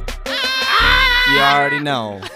Sitting in the studio. Hey. Sitting around the table drinking beer. What? Cause we're getting drunk every night in the studio. Hey, What? Hey. my idea with the HUA. Hey. I like this one. Alright, last one. Yeah, y'all, welcome to Host Accountable. Don't knock on my door, episode 44. Southside. Can't do it no more like. Alright, we're gonna fast pass. Yeah, go to the next one. Fast pass. Ooh, wow. Yes, sir. We talking like who? Wow. Me and Seamus and Maximilian. We getting down. Yup. We drinking beers in the studio. We getting down like yup. Little pack of talk. Hey. Drinking beers every single week. Yup. Hey. Max is ball. Max is ball. Max is ball. Girl suck out my balls. Sorry. Getting wasted. None of us are tall. We're not tall. Speak for yourself. We getting wasted. Hey. All right. Hey, if you wanna ask, Seamus got a mustache. Yes, sir. Yes, I do. Yeah. Mustache ride. Mustache. Who wants a mustache ride? All right. So All right. the first 2 we liked. Third one was a no-go. Fourth one, that Rico one, we were all kind of vibing to. I like that one. This All fifth right. one that we just were playing right now was not bad. What were we liking this Rico beat? Oh. HUA. HUA. What the fuck you say? Okay, Hua, okay. hua, All right, the hua, Rico hua. beat it is. Rico, I think it's the Rico beat. Hua. Hua. Yeah. No one knows where the fuck we about to go. Hey. We in Grandpa's house, down in the studio. We're like, hey, HUA, you know what it is, that be HUA. Got a bad bitch in the studio, she taking off her bra. Wait, no sluts in the stew. No What you sluts talking in the about? stew. How'd they get in here? Who? Fuck. No that sluts sounded in the like stew. shit. Like. Fuck. Me and Seamus Max are wasted. That's okay. No sluts in the stew. Paste it. All right. HUA, motherfucker, we going. All right, so we're doing this Rico beat. I like it. My lawn too long. I be mowing like. Alright. Yo. Yeah. Ain't no sluts in the stew. Ain't in the motherfucker. Yeah. All right. All right, cool. That'd be good. That'd be good. That sounds good. All right, we each got to write a rap verse Yeah. to the Rico beat. Rico. All right. I like that. It's gonna be fun. It's gonna be It's interesting. gonna be a good time. Yeah. Little performance in the stew. Oh, Might just get a record deal. no. You know what I thought? Somebody asked me, they're like, what would your rap name be if you would be a rapper? I'd be like, Munchkin, dude, straight up. Munchkin. I'd be Munchkin, straight up. That's fucking funny. Shaky shame. Shaky Shame, Munchkin, and I'd be. I mean, you could do Baldy. I think Baldy's fucking Baldy. dope, dude. Blue Light Hippie. Blue Light fucking- BLA, Blue Light Hip. Oh, dude, that's a dope. Blue Light Hippie featuring Shaky Shame Shame. and Munchkin. The Blue Light Hippie. Oh shit. That's dope. That could be like a record deal. I do like that. Yeah. Blue Light Hell Hippie. yeah, boys. All right. Yeah. Riding the rappers. All right. This is gonna be fun. All right, bet. Oh, shit. It's gonna be good. All right, so we're gonna. So- Oh yeah. So I just cut. I'm sorry, man. No, You what should were you be. You thinking? should be. No. I Because was- my thought wasn't Into the completely corner. out there. Like I wasn't completely ready about what I was about to say. No. I was like, all right, Seamus got to eat this Serrano pepper here pretty Ah, soon fuck before me. we get into our monthly challenge All talk. right, bet. Let me get a fun song for that one. Oh shit. So, a good buddy, intern Shamo here. Friend of the stew, Shamo, member of the crew. You know, he hasn't been with us for the past couple weeks, and you know, I haven't seen his guitar in a few weeks. I don't know what I forgot to bring it in today I have too. no idea how Grace is Gone is going. That I've should have been completely dropped the ball. I was gonna bring it in, still play for you guys, and still eat the pepper. should have but- been ready to go by now. Take 2 weeks off. You know, Carl's got his milk can painted. I got my story sent to my editor. Shamo is kind of floating in the abyss right now. He's floating in the void right now. We don't know anything. We don't know. We have no idea. So You're avoiding in the void, my friend. Honestly, dude, my heart is racing right now. I'm a little nervous for this. so Hey, how about we do a little so wait, should we? Let me just really quick. do a little research on this Serrano pepper. Thank you. Yeah. Let me just grab a little Serrano. From what I know, it's a little step up from your jalapenos, huh? Yeah. Serrano Jalapeno. pepper. What are you gonna do with a little jalapeno? Heat. All right. Hotter than a jalapeno. All about serranos. This is from the Seattle Times, so you know it's legit. Hey. All right. Let's. Serrano pepper. They're hot with a ranking of 5,000 to 15,000 Scoville units on the chili heat scale. Serranos are up to 5 times hotter than their cousin, the jalapeno. And jalapeno is what Carl and I died on a few weeks ago. Yeah, good thing you got a whole jug of milk. El Melco. So jalapenos are rated 2,000 to 5,000 units. What about the Serrano? The sweet, they're 5,000 to 15,000. So Fuck me. so like a That's a widespread so like a range. sweet bell pepper, they score 0. Habanero. Hey, you know what, man? You should be. A habanero is 300,000 units, so you should be. Thank God he did not bring me one of thankful, those. man. Golly, this guy. Oh, it's just 5 times hotter than a jalapeno. It could be a habanero right now. So, you know, look for smooth, firm, unblemished peppers, about 1.5 inches long. So that looks like a little long. Probably a little too Probably long. packing a lot of seeds. About 2.5 inches. Yeah. Yeah, I but think it is. I know. I know. It is. I know. You know that length well. Yeah, I do. About a half inch smaller than soft mine. All right. Pretty big if you ask me. So, Hey, you ain't just eating the tip either, my friend. Nope. Oh, you gotta take a nice big old chunker out I'll of eat that. the whole fucking thing. All right. Well, let's not keep beating around the bush. Pop that fucker in your mouth, huh, fucker? Oh, fuck me. Yeah, arriba, mi amigo. The old Serrano Oh, pepper. Serrano pepper, mi amigo. Seamus Johnson. Hey, what a good sport. Shout out to Maximilian. Shamo. Doing his part for the stew. Doing his diligence. We appreciate it. What's done has got to be done. Cheers, guys. Hey, cheers, bud. Cheers. How about you crack that milk open? Get ready for it there. Oh, fuck. 2% reduced. Oh, here we go. Oh! Big old bite. Woo! That was a look at good that. bite, too. Let me Shout smell out. it. Smell like a jalapenos cousin who's a little dirty, Oh. my friend. Oh, how you doing? You all right? There's a lot of pepper. Face looks good. Look like you're doing all right. This ain't shit. It's not bad. He hasn't even cracked open the milk yet. I gotta fucking swallow it all. It's a lot of fucking pepper.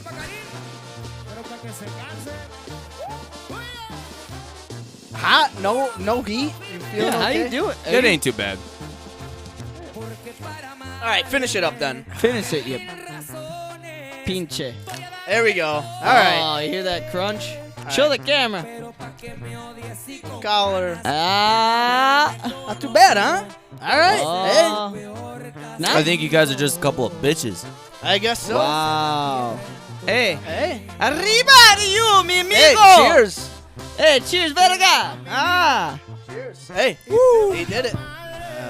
We thought it would be spicier, but Shamo is apparently. There goes the milk. No, we Hey, I ain't no bitch. We stick to beer. I ain't no bitch, he A says. man amongst boys. Shamo takes the pepper down. Hey, No I can't problems. talk no shit. Yeah.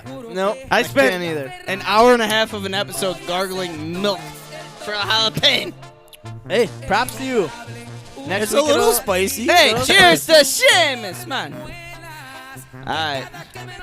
All right. I feel like it's building up right in my mouth right now. Yeah, you know, Tom knows something about that. All right, ladies and gentlemen, we're going to move on. Talk a little monthly challenge. New updates. New get monthly into it. challenges, honestly. Yeah. Ideas, and then we'll kind of figure out what we want to do from there. Yeah, we'll talk a little about where we're at. Quick, just getting where worse. Where we wrapped up. Oh, good. Yeah, I bet, man. My eyes are watering. Yeah. Starting to sweat a little bit at all. Hey, you know, you motherfuckers both can handle it and at least talk.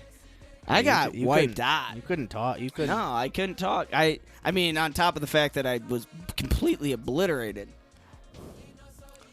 I think it's Well, getting spicier, yeah, guys. You got a whole fucking jug of milk, bruh. Catching up with the. I'm holding out as long as I can. I like it. I appreciate it. I respect it. Hey, I respect the last bite too. You didn't quit. You didn't no, say you nah. didn't. You didn't. You took the whole thing down.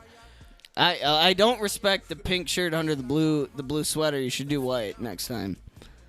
Oh, real men wear Oh, pink, okay, baby. represent. Breast I cancer take awareness Breast month. cancer, back. asshole.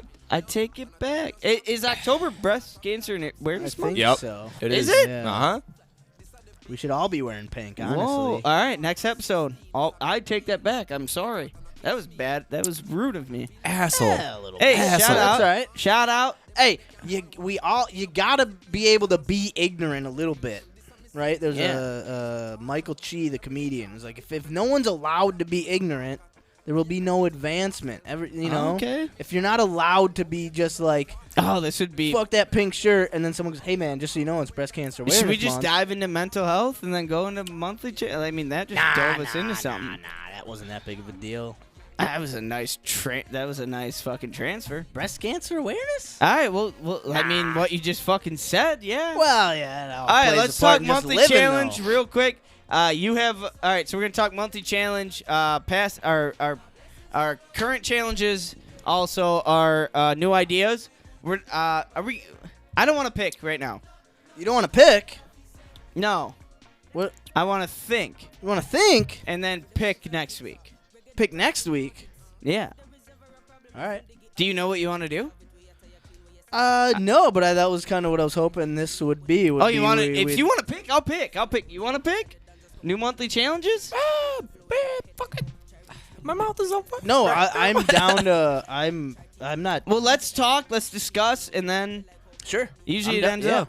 All right, We'll bet. figure it out. We'll All just right. we'll just get into some talk. We'll talk a little bit about monthly and I honestly do think the monthly challenge talk will roll really well into the mental health. I do quote. too. So All right, so to start off, let's talk about the current monthly challenges we've been doing. What'd you guys learn from it? What did you guys take away from it? Your progress, your things you maybe could do a little better on.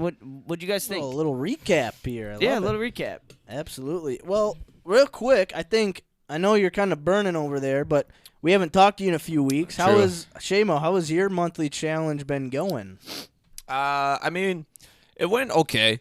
You were playing the guitar, All Playing the honesty guitar. out here. and Yeah, you all were honesty, gonna of course. and you were gonna learn "Grace Is Gone," Right. and you were gonna play it Yeah. like I was gonna bring it in tonight and play it for you guys, but I didn't went home before the show, so I didn't bring it to work or anything like that. Gotcha. I see. It I'll was sing with I you ca- next week if you bring Oh, it in. Oh yeah. Hey, we'll put All the right. lyrics up. All We'll right. all get a good jam sesh. all right. Well, Yeah. I'll bring it next week. Graces. Uh, I'm on high. Yeah, continue. I'm sorry. Bartender, yeah. could you make it strong? Cause I don't need to think she broke my heart. My grace is gone. One more drink and I'll move on. So what do you think? How'd it go? it was okay. You know, I didn't follow. I didn't play every day, and that was like part of the goal. But you know, I mean, I wasn't even able to make the show the last week before this one because I was busy. So, but no excuses. I could have played. I played. You know, I would pick it up. I'd play for like 5 minutes sometimes. You know, it's better than nothing. Hey, 5 minutes better than 0 minutes. my Yeah. friend. So like, could I done a little better? Yeah, probably. But you I tried. I tried, and you know, I still learned it. It was a song that I already knew how to play, but forgot because I hadn't played it in a long time. And while I was working through it, all of a sudden, you know, things just kind of click. Yeah. Hell yeah. And I picked it up again. I think the last show I was on, I played a little bit. Yeah, you brought it in. You did. Yeah. The last show, you Yeah. were like, I need to work on the transitions. The transitions, Yeah. they're still hard. You know, even when I used to play it before, I'm no pro guitar player, Sure. but Yeah. there's still some hard just chord switches. You know, it's just hard. But Real quick, how's your mouth feeling? it's calming down. Down. I feel like Don't mean to interrupt. I feel like the pepper got me a little high there for a second. I got a little I lightheaded. think I just picked a bad Serrano is what I did. I think your dad just grows some mean jalapenos. He might. fucking Yeah, I think he does, does. dude. Yeah, It's them black walnut trees, bro. yeah. They put- just- But yeah. but I also like Fucking- spicy foods too, so Yeah. I probably handle them a little bit better than you Okay. pussies. Yeah. Probably. But Fucking guy. Habaneros next All week. right, don't include him in that one. I am the pussy. It was I am- struggling. No, I mean, my nose we is use running. that It was word? hot. It was hot for sure. Yeah, fuck It was hot. My nose is running. I was almost I drooling. don't think But for a hey, we'll, second. I when don't you think we'll brought- offend the tens of people listening to the the show. 40s of people. But when you brought your guitar in last week, you had the rhythm. You sounded good. You sounded. Yeah. You knew what you needed to work on, but I It's- thought you sounded great. I can play it. I can play it decently at home. It's intimidating playing in front of you guys. Sure, in our sure. in our It- 40s isn't- in our 40s of people. Hey, isn't that Yeah. weird though? Like even Yeah. so, like I show up, and of course every time before we record, I'll rap whatever things I write during the week, Sure. and even being in front of you guys, like it's. Of course. But Yeah. I mean, actually, this is kind of my comfort zone. But like it can be uncomfortable at times. But yeah. it, But like it's the best way to break it, right? yeah, here. and like I mean, what I played guitar by myself in my room. You know what I mean? I've never really Right. played in front of anybody for Yeah. anybody, anything Yeah. like that. So I mean, like it's tough. It's different. I'm like such a perfectionist. So Sure, like when I sure. play at home, like I mess up all the time. Like it's definitely not perfect by any means. Yeah. But it's easier to play at home because I just play. If I mess up, I just start over. But like, Yeah. there's just like when I play here, I'm like I got, you know, Yeah. like if you guys gonna be singing to it, I got to not mess up. Like Right, I gotta right, sure. kind of be in And then tune. like when you're playing, like if you like screw up, you're like, oh, just give me a sec, you know, like yeah, let's go like back. you know, Yeah. or just play through it. But like you know, if I'm gonna play it for somebody or in front Yeah. of people, like you know, I want it to sound good. So I mean, like yeah, I can play it. It's tough to play in front of people. Sure. I could have did a little better with the challenge. Could have played every day, but I still learned. I know the major parts. Like I said last time, I got to learn the little switches. There's just little nuances, you know, here and there. But Yeah. I got the basics, and you know, I could play it through. But next week, we'll play it through. Okay, all Through, right. Let me through, say alright. something. All right, so your stories with the editor. Yep. That was your goal. Yep. I'm about 97% through my goal. All right. So do we put it on ourselves to you come and play next week? I Yep. bring the milk jug next week. Yeah. Are you gonna tell your story? Well, If not, that's cool. No, so what I can do, I can just like send you guys if the my editor doesn't get her edits back to me. I'll just send you guys what I sent to her, and you guys can just read through it. Well, Okay. I mean, even if you don't want, if you want to wait till your editor's done, that's no rush. Like I want to see your, I want Sure. to see your piece. From what you told us, great story. Yeah, I want to. I want to this. see your Yeah, piece alright, complete. alright. Like, and we don't have to share it. We don't. I would like to just read it. I want to at least just bring the milk jug up and just hold it on my shoulder and be like, yeah. to show, hey, A little show off a little manager, bit. You know, I finished your goddamn milk can. You know, Can. we might not have completely held ourselves to our monthly challenge, you know, but we did still work on it, Hey. and I think we are well. finishing it. You know what Well, I I'm sorry, came- Max, you might have. You know what I came to the acceptance as? What's We're like, I feel like our listeners, because the people I talk to, people who listen, who I know I talk to, and we asked ourselves like, who are all these people fucking listening? You know, and yeah. there's like, surprisingly, like I meet people who are like, yeah, dude, I follow your podcast. Like I don't listen to the whole thing, but I listen to it. So like I know some of those people, and I mean, the fact of it, you know, maybe we don't. I'm gonna speak on myself, for myself. Maybe I don't completely finish, or maybe I don't like come with the end goal that I planned on. But it's like I did all this work through a month, got here, got it to this point. You know, like maybe it's not to the exact perfect position I want it to be, but I worked on it. Spent Yeah. a month thinking. Not only did I work, I thought about it Well, and- every fucking day. I thought about to it. your point, like it is different when we're all doing our own thing, right? Like, Yeah. we can all hold each other accountable, but like when we're all doing the same thing, like when we were working on this table, like if we knew like it was gonna be like a long night, we still were like, hey man, we just got to do it. And like I could tell sometimes you were like, fuck, all right, and you could tell sometimes I was like, fuck, all right, let's just do it. But we just did it because we were like, it was a common, all of us, we were But both then when we working were on doing it, like, okay, so when we built this table, I was obviously in a different point of life, right. you know? So I couldn't give, I didn't give my full self to it. But every time we worked on this table, every time we did our weekly challenge, worked on the table, it was the best nights ever. Yeah, like, and that's what I mean. Like, when we worked on it, we were all Yeah. in. It was just like the outside nights was like, hey, you know, I got this going Yeah. on. But like when we did it, we were all in, and we didn't like, in our eyes, right? We weren't like half-assing anything. No. We were fully putting ourselves into it. So it is a little different when we're all doing our own thing and we're all like individually holding ourselves accountable Yeah. instead of all of us. So can I ask you guys, because what you said, I enjoyed everything. So like before you came on board, you know, we did He enjoyed it so much more. Fuck. Didn't have some piece of shit just fucking legging out. No. but Linger.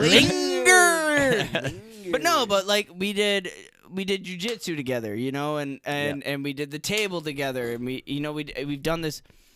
And for me, I'm the type of person where, and I mean, that's why I'm stoked for you to move in with me. Is I like doing things with people. You know, I like having somebody. And maybe this is a flaw of mine, where like I like people around me to hold me accountable.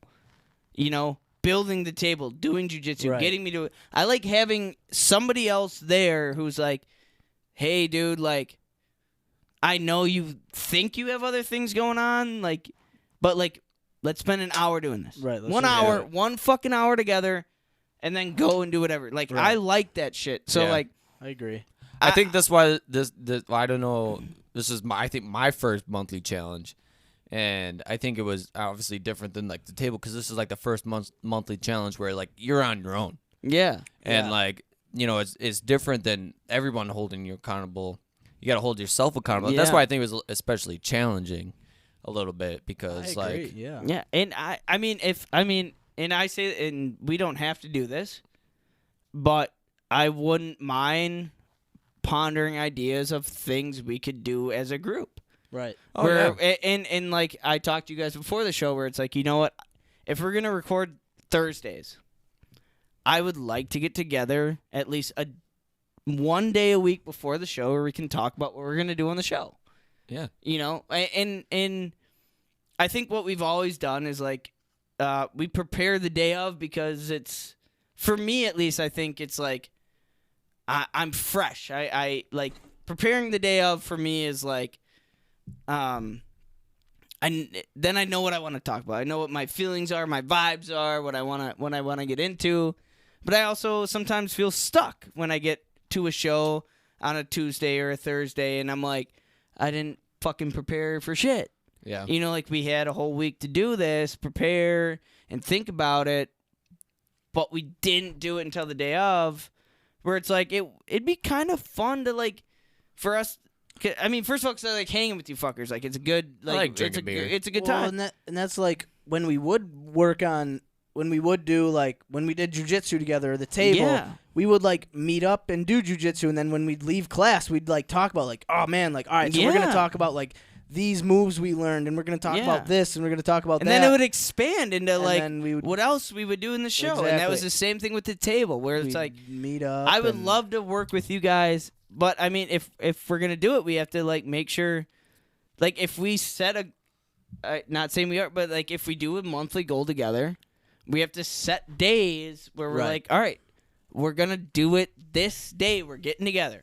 right. You Oh, know, yeah, I like agree. you know, like I agree. and we're gonna actually fucking like get together and do this shit, and then us all being together like kind of brings it into the show. Like, all right, gets us talking every time we're all together, Yeah. like talking about what we can do more for the show, and Oh yeah, no, it's a good idea. It's a great idea. Yeah. Just Yeah. because it just when like you were saying when we're together outside of the show, it just kind of like it helps create new ideas or new Yeah. things to talk about, new things to joke Yeah. about, new things to give shit about, like whatever. Like it just makes it more of a community, more fun. yeah, and feeling. even if it's not like idea, but just like us three driving today to the show together, or Yeah, driving here yeah. together, just the communication and just kind of shooting the shit with each other before we get behind the headphones. Because I think once I get behind the headphones, like that's when I love what we're doing. right, Getting behind the headphones and talking to a microphone. That's when I love. Then it like fuck feels we're like doing. you're actually doing it. When you're just Yeah. kind of thinking about it, it And- doesn't really feel like you're doing it. You're just like, well, it'll only be real until it's And you know what's laid real down. is we're 44 episodes into this. 44. 44. And I have a couple people who have told me, this is the podcast that gets me through my fucking week. Yeah, that's awesome. And that's they really cool. and then I talk, and they're like, no, I Love don't listen to the whole thing. I Right. listen to my segments that I like. I listen to the, like mental health talk, joke of the week, whatever it is. Whatever it is. I've had people come to me and tell me, this podcast is the one thing that gets me through a week. Never great. would I have imagined. Yeah. And I told Max this a long time ago. I showed up to the gas station, Quick Trip I go to by my work, with a Hold Us Accountable hat, HUA hat. And the cashier asked me, she said, HUA. That's a podcast I've heard of. And I said, Shut the fuck up. straight up. This was like 5 months ago. HUA. It's a podcast. Like, you look, and I'm like, hold us accountable. She's, yeah, I've heard that on Spotify. Like, straight up. First time That's fucking awesome. Dude. And it's like little people, you like, I do It's this for the myself. little things It's that, you the know. little things, dude. And this is, And you know what I wanted to say about this monthly challenge was like, yeah, I mean, like, I didn't, I guess, completely live up to the monthly challenge where I played it all the way through well, not perfectly, but like, the best I could. And, your old milk jug. But you know what? I'm still fucking proud of myself because if I didn't have this challenge, I probably wouldn't play the guitar at all. yeah. You know what I mean? So like, even if I didn't, Max, you want to grab him? even if I didn't completely live up to the monthly challenge, I still picked it played up. more. I still did something that I probably wouldn't have done if I didn't have it. Yeah.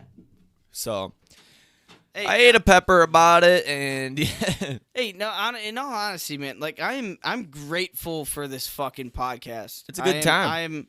To be honest, can't believe we made it.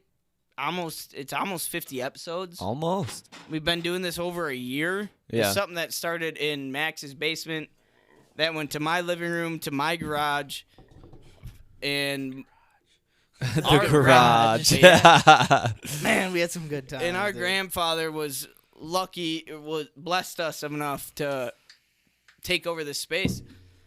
And we've ran with it, man. We've ran with it, and I'm glad we brought you Yeah. on. I'm glad. And before I even joined the show, I would listen to and like just to like hear you guys about like doing the goal before I came on. It's just like that still like motivated me to just fucking do something, Yeah. which was like play the guitar. And like when I Yeah. first started listening to it, I played it a little bit and then I fell off, and then you come back and I played it some more. And that's the whole Hell point of yeah. the show. And I mean, you know what another part of the show is sometimes we don't accomplish what we say we're gonna accomplish. Right. And that's fucking life for everybody. But you tried and you still did But more we than you tried. did. And and I feel like we try to learn from it for the Yeah. most part. We try to like reflect and be like, all right, we kind of had a bad few weeks. What happened? And then we created action plans. We said Yeah. like, all right, we're gonna do this before we do anything else, or we got to get this done, or we're gonna eat jalapenos. Yeah. And we failed and we ate jalapenos. We, like, it's not perfect. No, but we're it's trying not. and It's we're having not. fun. And I think, our manager, one of the things he always told me was like, just have fun. Like,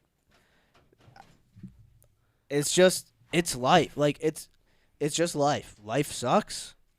Life is great. There's ups, there's downs.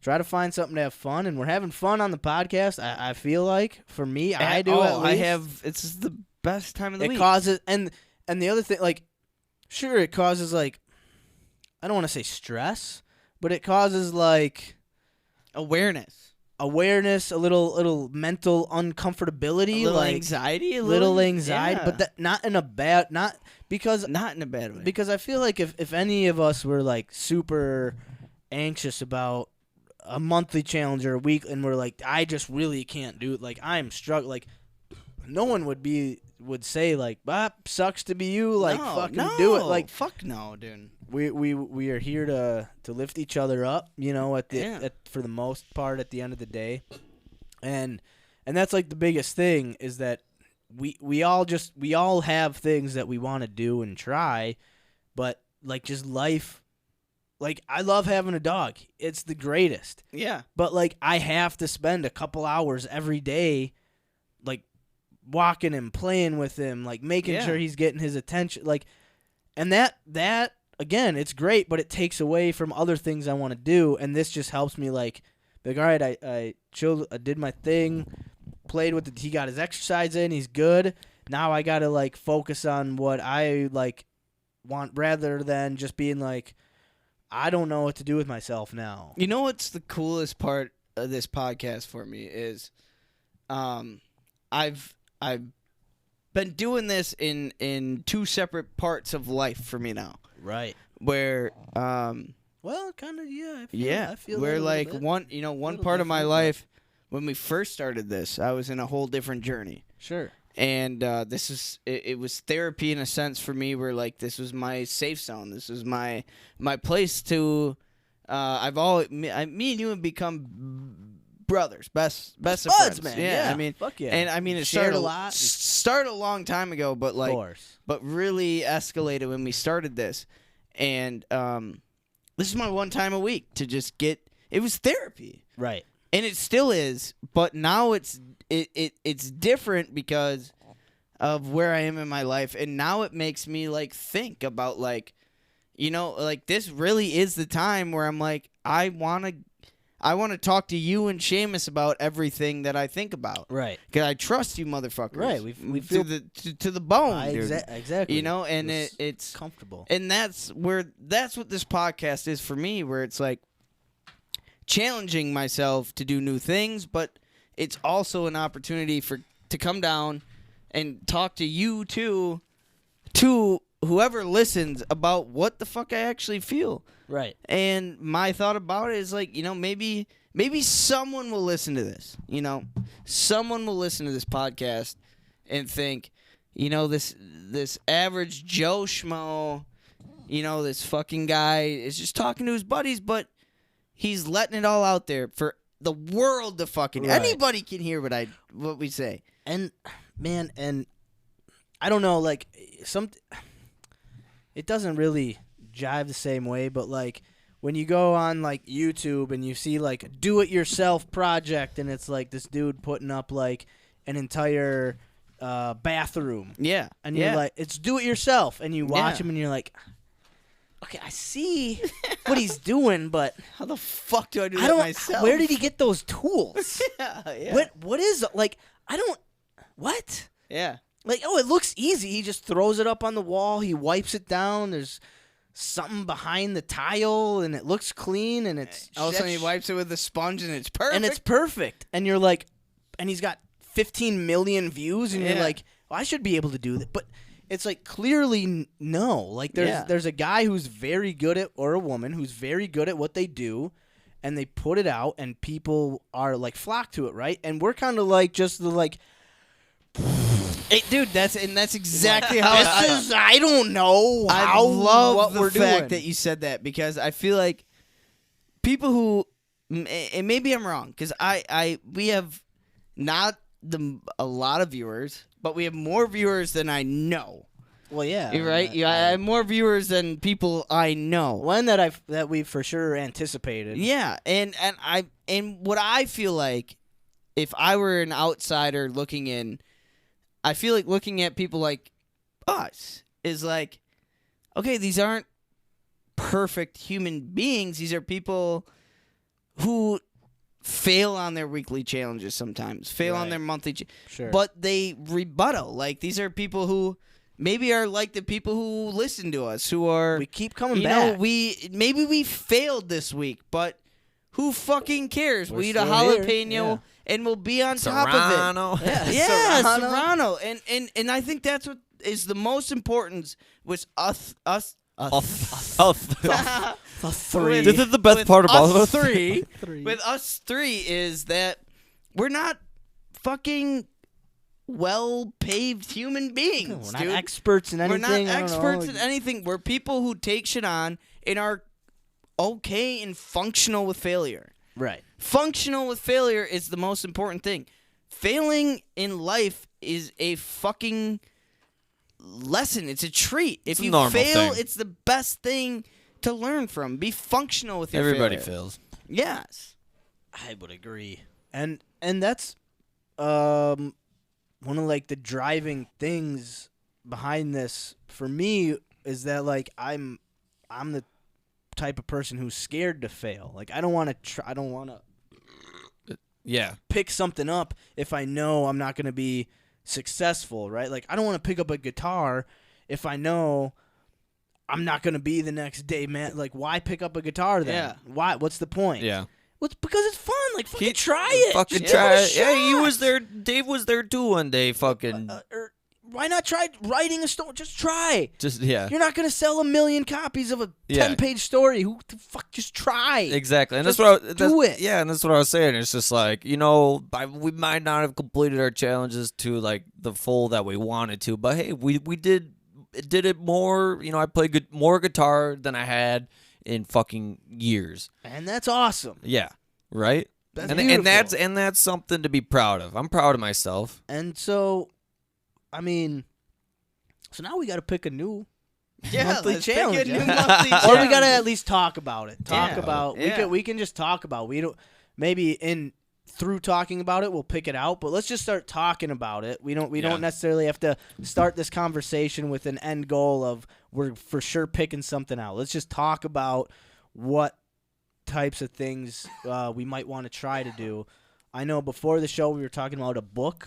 We were Yeah. talking about reading and possibly having the author come on to the show. It might be a good idea to say, Oh, all right, I forgot. our monthly Yeah. challenge will be let's read this book, and then set up a time for the author to come on and talk with us about his And book. it could be bigger than just reading this book. It could be, you know, people. You know, a big part of podcasting, a big part of entertainment is having guests and knowing how to have guests right. and knowing how to be prepared for a guest. Sure. And you know, I think the guests we've had have been personal, so it's been sort of easier. But having a guest like who we've been talking about, reading his book, doing some research, having some kind of educational questions, like real, Absolutely. and making it worth his time. Right. Like being like, hey, we read your book. And And I read this chapter and I had a question about this quote you had. Like, can you explain? Like, stuff like that. yeah, I think. and I think it I think it's bigger than a monthly challenge of reading a book. It's if the, okay. Before I say this is something I would like to get better at. Being Right, I being Yeah. not a host of a show, but being a part of a podcast that's knows how to interview people. Yes, and being Comfortable interviewing. comfortable people. and being able to have somebody that maybe we don't know. Sure. And being prepared and being, Right. you know, making that guest who comes onto our show when they leave, him or her, like, okay, these people cared enough to read my book, research me, kind of get a little backup on my life, and actually host me with a good interview. Right. That's Absolutely. I think that's I would love to do that to like because we've told each other from the start having a guest is a great part of a show. It's oh man. It's a beautiful part of a show and I think a big challenge for us three would be having a guest that who is maybe older than us, experienced, Yeah. an author, you know, maybe someone who's retired, who has lived through shit, met a lot of people, been interviewed by a lot of people, and be able to kind of surprise him. Where like he gets here and we ask him questions and he's like, nobody's ever asked me that fucking I think that'd question be great. before. Yeah, I would love that. Yeah. Yeah. So And you know what? I gotta say something because like you guys had the monthly challenge of doing taekwondo, right? Or jujitsu. Jiu-jitsu. Right? And you guys didn't have like an end goal like I want to be able to do this move or Right, anything. yeah. Your goal was just to do Try fucking it. Yeah. just to try it. And hey, we fucking tried our thing. Yeah. You know? Tried it. So yeah, did we meet our goal? But it was still a success. Yeah. I would Yeah. still call it I a would- success. I mean, yeah. 100%. ended with a separated or an sprained AC joint and a mallet finger Yeah. for me. You're doing great, bud. But that That was was cool. that was probably the thing like But that was most awesome. out of our comfort zone. But and honestly, like we jumped right into it. We were like, we're just gonna do this, and we really did. I mean, 2 times a week, at least once a week, we would go and wrestling around on a mat with some strange dudes, and and we accepted it for the fact that it's a sport, and like we were trying to get better, and we literally just took it at face value for what it was. We didn't really think too much about it, and like get in those weird No, yeah, we did. Headspace. You know, Yeah. we just did it, and I liked it. I had fun. I would have kept doing it if I didn't get hurt. I'm just I got baby shoulders and a baby pinky, I guess. Yeah. So You know, and so what do you guys? That's a pussy cam. By the way. Can I ask you? fucking Can I ask you guys? Other than pussy cam over here and health never mind. Can I ask you guys an honest question? ask away. Yep. If you could do this for a living, if we could come up with a show every day where we had a topic, in for reference, you listen to the Oh, the old DP show, the Dan Patrick show. I listen to the Pat McAfee show every day. People listen to the Joe Rogan show. You know, the shows. Do you listen to any podcasts? No, I don't. Okay, yeah, and I didn't either before the Pat McAfee show. I didn't listen to anything. But if you could have a talk show where we could do this every single day for 3 hours, we got together, we put headphones on, we talk shit, and we could make a living. Would you do that for a living? Would that be satisfying? That'd be pretty satisfying. Of course. So why not work and drive ourselves to that extent? You know, I know this is, I know, I mean, you know, actually my mind's fluctuated because, you know, listening to talk radio, listening to everyday radio, I'm like, you know what, we could fucking be on the radio. Well, Whether yeah. it's, I mean, I get Bob and Tom, or you know, Bill and Rookie, or I'm right there with you, and I want to hear your thoughts. I agree, Sorry. and we're like, I'm not trying to No, just to don't build. sugarcoat. I'm not trying to like to. I wanted to do this strictly because I wanted to like try things and do things, but I'd always just like get in my head and be like, we can just wait till the weekend. Can I stop you for 1 second and ask you a question to build Sure. up on what you're Yeah, saying? yeah. You're the reason this is happening. Max is the start of this. When did you think of this? What was your first thought? What was your vision, maybe your goal, or was there a goal, or was there a vision, or what? How did you bring this to me, and how did this even fucking start? I just wanted to, like I said, I just wanted to do like different things. I just wanted to try things, but not like get so caught. Because I'm the type of person where like I get caught. Like when we started jujitsu, dude, after like 2 weeks, I was like, I'm gonna do this the rest of my life. But we both said, I was like, I'm doing this forever. Yeah. I'm doing like Yeah. I'm in it all 100%. And then after like a month, I was like, I fucked up my shoulder, I fucked up my hand, like I'm tired, like Yeah. I can't, I don't know if I can do this for that long.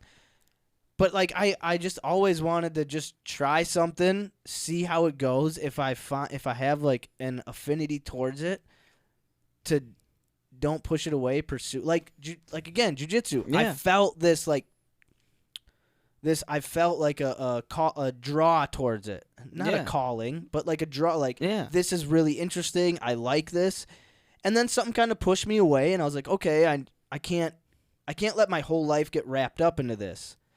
But I'm glad I tried it, and that was like, And that's a lesson for people that's a lesson for me that I had to learn, where it's like you can commit yourself to something, but you don't have to commit fully to it. You can try something, yeah. feel something, do something, and move on and do something new. And that's what I like. I really did hope. Like I would just walk when I lived in Milwaukee by myself, and I had my dog, and I'd take him for walks, and I'd think like, man, I'd love to try writing a book, or try this, or try that, or guitar, drums, and instruments. You know, I just like, I'd love to try it, but I just never would. It would just never come to fruition. So I was like, what if I just started I could start a podcast with some buddies who would like also just want to try shit. Yeah. Like we would just try shit. So And, when like, did Hollis? Because I remember you telling me, like, I remember our first conversation about this before we even did it. And you're like, you know, I'm thinking about this podcast. You kind of give me the outline. You're like, call it Holst Accountable. Yeah. And I remember telling you, like, yeah, that's a fucking great name. And I'd never even thought about doing a podcast. Never even thought about talking. I didn't. And so that name, what did you? Was there a moment you thought of this name? Was there a moment, or was it just kind of everything that added up to it? Yeah. I think it was just added up to it. You know, again, I took my dog for a lot of long walks. Yeah. And I would just walk and just think. I would just be in my head and I would just think. So I must have just came up with the name during a walk and like, you know, like we're trying to do, I would like to do things, but because my whole thing was like, it would be really cool if like we would get on social media and we'd have like random people be like, hey, you fuckers didn't do this shit. Yeah. And like at the time that sounded like a great idea, have people just calling us out. I was like, hey, Yeah. have like random strangers call us out and be like, you guys said you were going to do this, but you never did it. Like make a Facebook post or a Twitter post or comment on our, you know, HUA 25, you know, where this is what our, and someone like, hey, what the fuck, you guys didn't do what you said you were going to do. And I thought it was like, that would be some extra motivation. Be like, all right, no, I got to do it. Like I said, I put it out there for anyone to hear. I have to follow through now. And so it was like, okay, you have to follow through. Like anyone can hear, you know, we got to hold ourselves accountable, kind of. That's how it just kind of like started. So I would love, like, I like when people call us out, because we've had a few like family member too here and there to be like, hey, you guys. But you know, it's also turned to like, hey, unplug. I'm out. You're out. It's all right. Nah, but what for me, what you know, you're kind of saying we're like, I was expecting the same thing. We're like, you know, I'd love to have people call us out.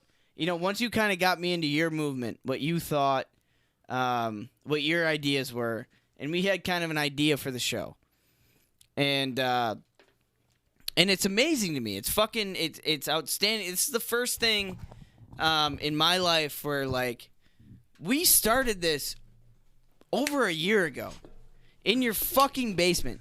Yeah, and the matter of fact of what it is like, yes, I think both of us, what you brought your idea, I'd love to have people call me out. I'd love to have people tell us what we're not doing and what we should do. But what it turned into is having people tell me, this is why I listen to the show. Yeah. You know, these are and I've had, you know, people close to me tell me like, I listen to these parts of your shows every fucking time, every week, because it gets me through, makes me think. It's more than wanting to tell you guys what you're doing and what you're not doing. It's just listening to you guys talk. So it became more than just holding myself accountable or holding you accountable. Right. It became, okay, well, you know, we're gonna take on these tasks, whether we finish them or not. We put our full effort into it, and then we talk about why we couldn't finish it or why we did finish it. And this is the biggest reaction I had out of anybody who I heard listen to it was, it's inspirational a little bit. And then we started talking mental health, and we have a good mental health talk. Yeah, I think that's We're really cool. We're good civil brains who aren't afraid to tell people how the fuck we feel. And on top of that, pretty again, no disrespect because I'm included in this. We're average folks. Yes. Yeah. Yes. I'm not. None of us are Joe Rogan out here. No. Talking like Just a couple of goofy dudes. we Couple goofy really dudes. are and just that's talking why I from love experience. having you join our podcast, because you're a whole nother mind. You're a great mind. You're a good thinker. You and you know, at the end of the day, absentee for a little absentee, but we can talk our shit, Exactly. dude. Like we joke around, but when it gets down to it, we got big brains, bro. We got big thoughts. We've all been through shit. And that's why people are listening, because we've been through shit, and because we can talk real as real people, normal Joe Schmoes who've been through fucking shit every day. Yeah. Yeah, and that's the fun part of it is that, like, I know I can come here and just we can have a mental health talk, and I know what I say. You guys aren't gonna be like, well, that is just preposterous. You should just shut your mouth over there. Yeah, we don't want to. Dude, we could start a morning show called Baldy and the Boys. Baldy Ball and the and the boys. Baldy and the Boys. I mean, yeah, no, like, yeah, it's been. I think that just the whole like at least like the biggest thing is like at least we're trying. You know, like Still a success. it's the whole the quote of if you put 5 minutes versus 0 minutes, that's more like just inch towards a goal rather than trying to fly towards it. You know, kind of like we're putting this work in right now. Right? We're only 44 episodes in. It's not like we're seasoned vets by any means. No.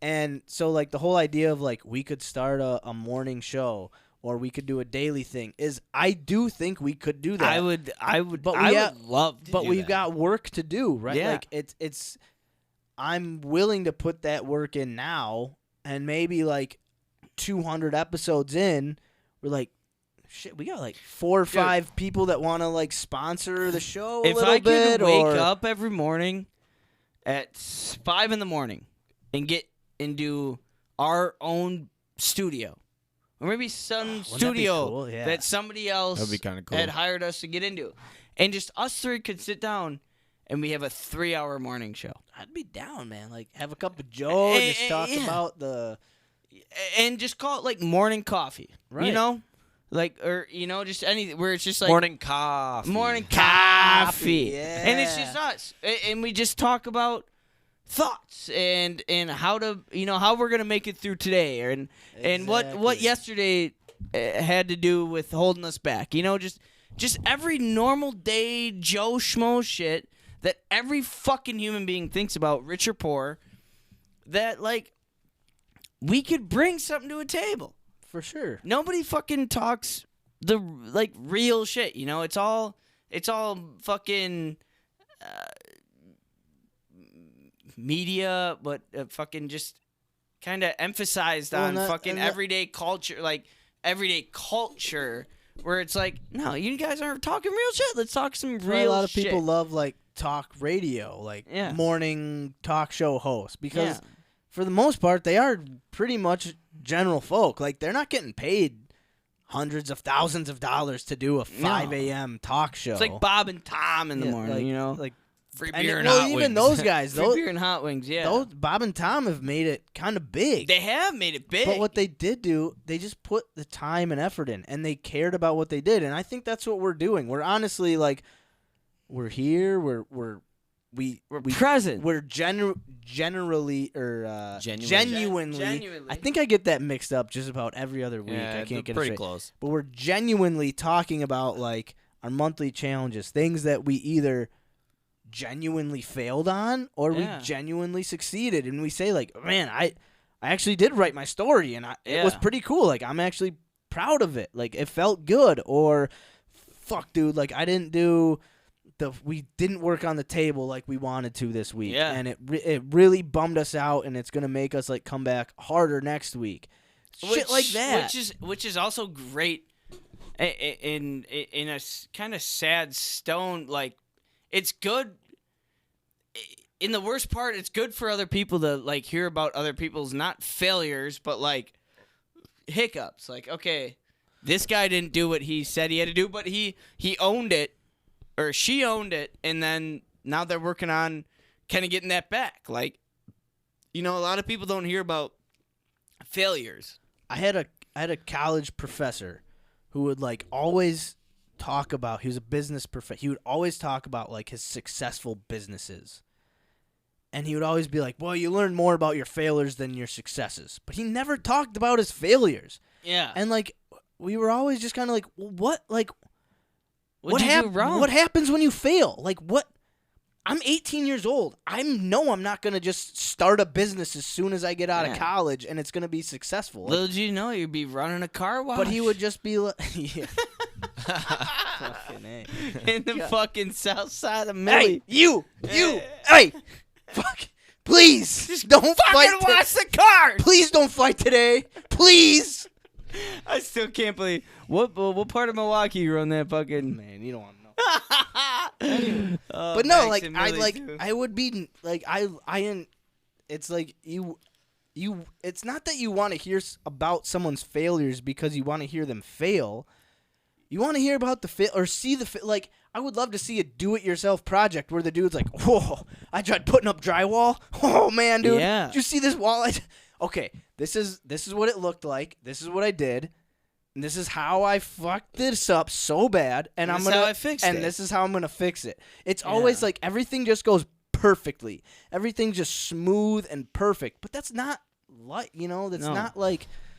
It's just not. That's real not life. the way she goes. Exactly. No, it's not the way Sometimes she goes, sometimes she don't, and she Yeah. never just fucking goes. No, exactly. If it's not one thing, it's two. Yeah. Can I end this? So I think we could mosey this. Well, we gotta. We'll talk. It'd be pretty.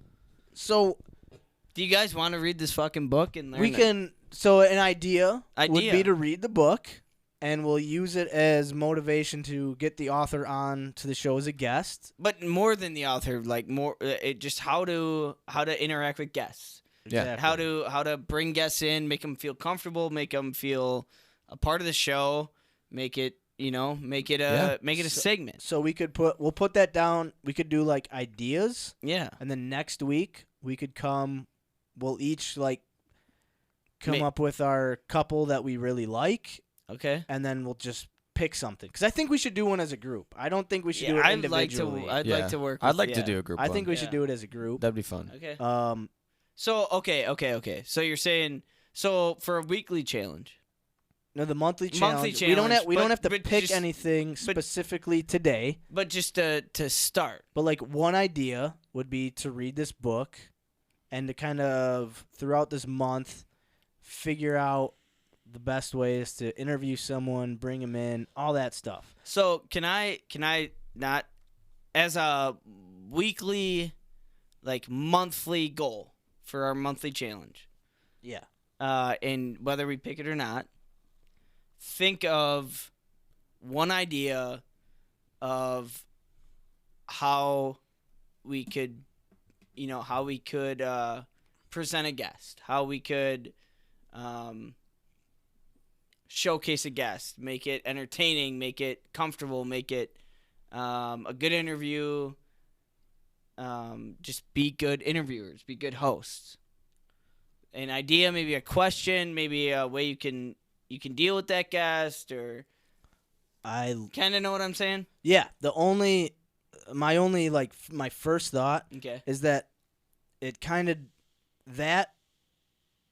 it depends a little bit on your guest, right? So if you know the guest, then you can kind of do that better. But if Yeah. you're just kind of like, this is how we should do it for any guest. I think learn how to study a guest. Yeah, okay. Yeah. Do your research. But that's what. So that's what I mean. Like we would have to almost like come up with a mock guest Okay. to be like, all right, let's say we have Roger Goodell come on the podcast, Yeah. and we each come up with questions for him. Okay. So should we do that for? You know what I mean? Like that. For a weekly goal for our monthly challenge, let's come up with some random person and just come up with questions. How we would, like non-generic questions, sincere questions on how we would deal with that guest. we could, yeah, definitely. Let's pick a random human, and then if that's something we want to do, then next week we channel it down to who we actually want on the show. But just a random guest. We could each pick a different person. We, like if you were gonna interview this person, be sincere, be comfortable, be real. What do you I guys like think it. about that? I'm done. Don. I'm done. Don. So now the only thing I'll say is that we have our other weekly challenge of write a rap verse, and then on top of that, like we got the monthly challenges still. Like you're still working on your milk can, you're still working on the song. I'm waiting on getting the story back from the editor. So there are a lot of plates spinning right now. Okay. So Alright, so I let's don't. Let's put this one in the works. I- What do you think? Yeah, I think that. Do you guys want to completely close up our current monthly challenges next week? Completely close them. Close them up Next next week. week. Completely close them. Yeah. I think that's a good And then idea. we'll go into a mock trial of a guest. Ooh, okay. Okay. I got an idea. I like it. Okay, we eat somehow. I'm not quite sure how. Maybe we can figure this out. We'll figure out where, like, say I pick a guest for Shamo to do Okay. research on, and he has to figure out a way to interview him and make him feel comfortable on the show. Shamo picks one out for you, and you I pick like one that. out for me. I like that. And then we have to figure out, like, questions. We have to figure out books. Like, And whoever tells you who you're interviewing has to be the interviewer. right. Yeah. You have to. Yeah, you got to be that. Because I think it's important to be on both sides. Be able to answer the questions too. Yeah. So I think like I think we should wrap up all of our monthly challenges. Book, milk can, guitar. Next week. Next week it'll be completely done. And then the So week how do we close it up? You bring your guitar in. Yeah. I bring my milk jug in. Yeah. You bring your story in. I'll bring Yeah. the story in. All right. And we'll wrap it up next week, and then we can either pick next week who, like, each person's interviewee is going to be, Okay. or we can, like, draw from a hat. We can Ooh, I like the hat. we can we'll maybe we could each come up with two names, right? So, like, All right. so we don't get, like, the name we wanted. Say I put Okay. in, like, Vince Lombardi, and then I get Vince Lombardi. You know, it's Okay. like, Yeah. well, Yeah. All right. So everybody comes with. All right. So that's another. Everybody comes with two names. Put in a hat next week. Yep. Right. Yep. And then so we finish up our monthly challenges next week. Finish them up. And then each of us come with two names, Yep. two interviewers. Put them in a hat. Yeah. And so do we pick them, and then the following week we come back with questions how we want to do it, or are we going to do it Yeah. straight on the show right away? I said we Yeah. pick them. Then the show after that, we come up, with some questions / blah blah blah, and then I think towards the end of the monthly challenge, we try and get the guest we had talked about. Okay. And that's like kind of our preparation yeah, like for it. Our end goal. Okay. Yeah. And then So next week, because we're probably not going to do Thursday next week because that's the Packer No. game. So maybe we'll do, like, Wednesday or Friday. Yeah. We could even, Fuck, Friday would be bad. Wednesday, Friday. We'll pick one of those 2 days. Yeah. Okay. We'll talk And then, so that'll, like, wrap. And then November, we'll have the new monthly challenge. yeah. And we'll decide on whether we're gonna do this book thing, because we could do the book. I had an idea. Boxing lessons would be Boxing, yeah. fun because it's it's Yeah. not Yeah. quite as intense as jiu-jitsu is Yeah. in terms of I'm pretty set on this whole book thing. touching each other. Okay. All right, Tom.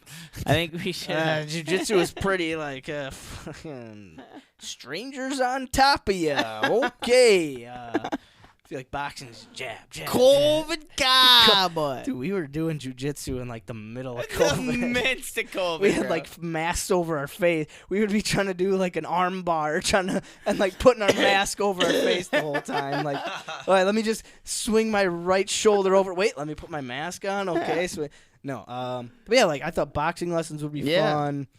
But stuff like that, like, we can. Yeah. If we're down with this book, I'm down. I'm super down with the book. I'm super down with okay.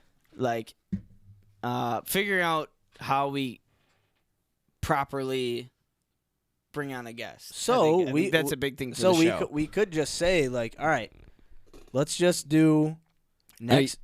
Are you down with it? I'm done. All right, so let's do November is book. We'll build up to November through coming up with. We'll each come up with 2 random guests. We'll come up with different Alright. questions, things that we can do to interview them, So and this then is for next week. Yeah. Well, no. Next week we're closing up. Next week. All right, next week we'll next pick a week name. Close up. Yeah. Okay. The only thing you gotta do for the monthly challenge next Okay. week is bring some Finish. names. Finish Okay. and bring some names. All right. So next week we finish this month's monthly Right. challenge. Right. Next week we bring names to mock interview, and Right. then we hopefully all get the book of what Yeah. of the person, and then I Yeah. think that's big for the show. We figure out how to fucking interview a person. I think that'd be properly. great. I think that'd be great. I would love And it. I like it. this book that we're gonna read, I think will be just like entertaining. For I think us. so, too. I don't think this is gonna be like a dry, No. tough read. I think No. it'll be fun. Oh yeah. I've read a page and a half Oh, okay. because I was like, because my pops told me, he's like, hey, this guy, he said he'd be down. Yeah. Yeah. Fuck yeah, Just dude. be, and I was like, all right, I got to read this book. And then we have to figure out how to have a nice spot for him, have a good Yep. comfortable, so he's comfortable speaking. Yep. Like, and that's a big thing for a show. You have to make sure we know how to welcome a guest. Exactly. Know how to question a guest. Make sure when he's here that he's preoccupied. He or she, whoever Right. it is. You know what I mean? Like that they're preoccupied. They're ready. They're answering questions. They're satisfied with the presence that we give them.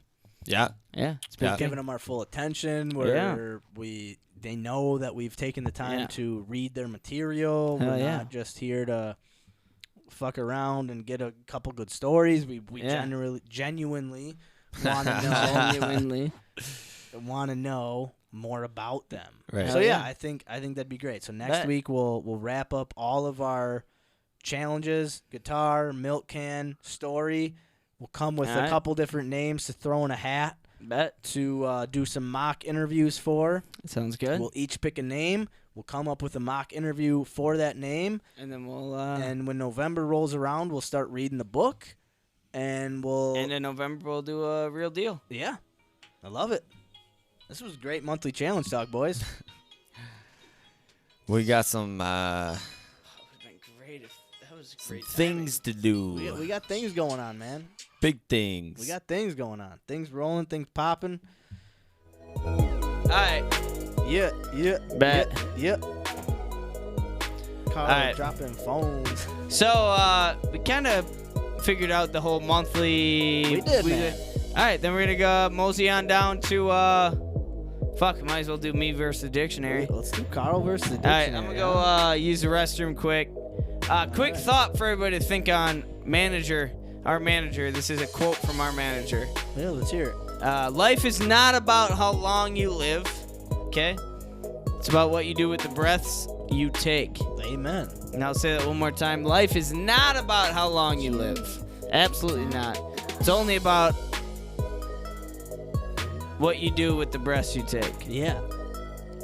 We're going to come back Absolutely. quick with Carl versus the Dictionary, episode 44. We're on letter Alright. N. N, man. All N. right. Let me go refresh myself. I'll be back. Yeah, Shout brush up on grab a dictionary on your way out. Hit up those N words. See, Oh, do some studying. Do some studying, man. I love it when Carl tries to pronounce I words. hate saying look up some N. It sounds terrible, man. It's fucking. Hey, you want to hear the word for Carl? Yeah, I do.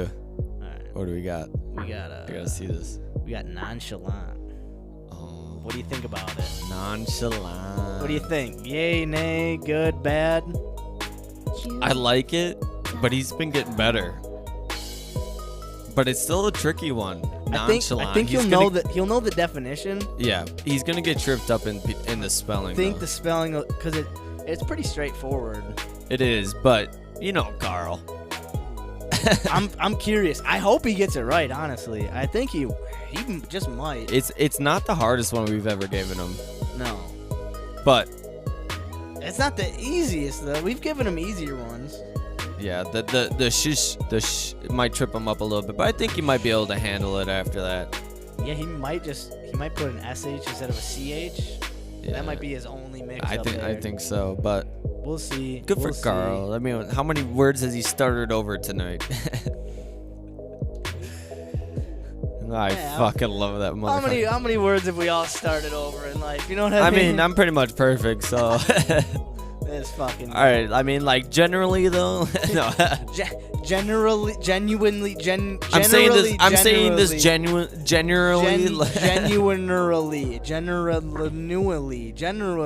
I think we need to do a Carl and a Max versus the dictionary. Just the G's for me. Just gargantuan. Gargantuan. Hey. Oh. Oh, I thought they were spelling it. I was like, what the fuck is that? Hey. Siri. When did you know how to spell that well? Fuck. Man. Gargantuanly. Episode 44, folks. We got some good talks. We got some monthly plans. It's a good plan. I like the plan. I'm still burping up soprano peppers. Serrano peppers. Not too spicy. Carl might say something different though. Yeah. Bush lights from here on out, folks. Oh yeah. Oh. What you been fucking telling these folks?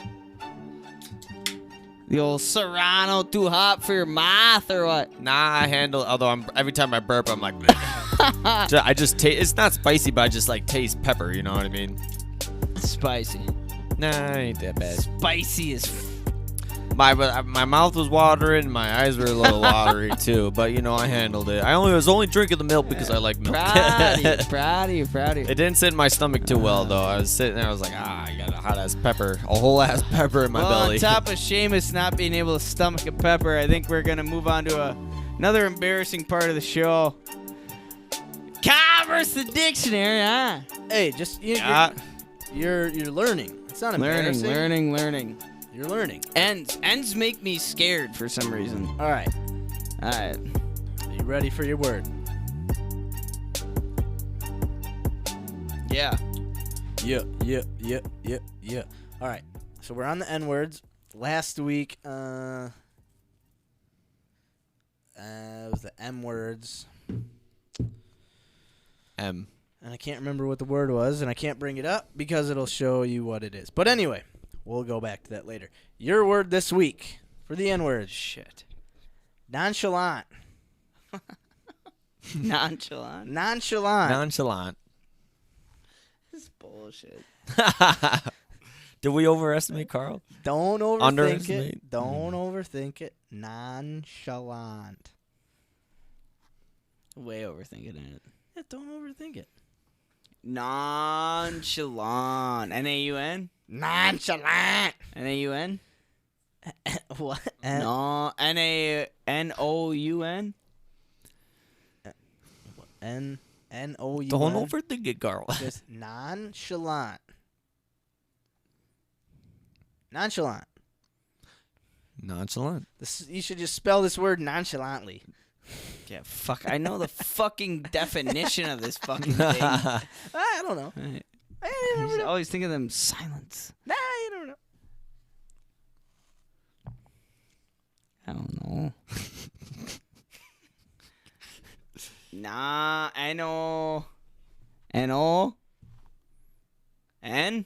Spell it out. No, I'm not giving you any clues this time. You can't see my face.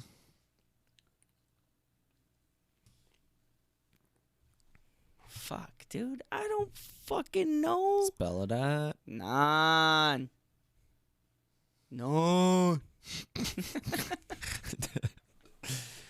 Nonchalant. Nonchalant. Nonchalant.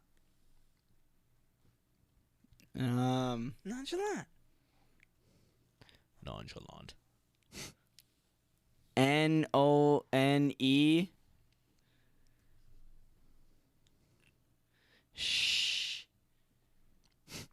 Schlant. Nonchalant. S-C-H-L-A-U-N-T. A-U-N-T. Unfortunately, no. Yeah, I didn't think so. I didn't know where. I had no idea. I don't know this one. You know how to spell it off the top of your brain? Yeah. Okay, give it to me. No. What? No. What do you mean? He already spelled it. What do you mean? He already spelled it. I already spelled it. Fucking say He it. spelled nonchalant. NONESCHLAUNT.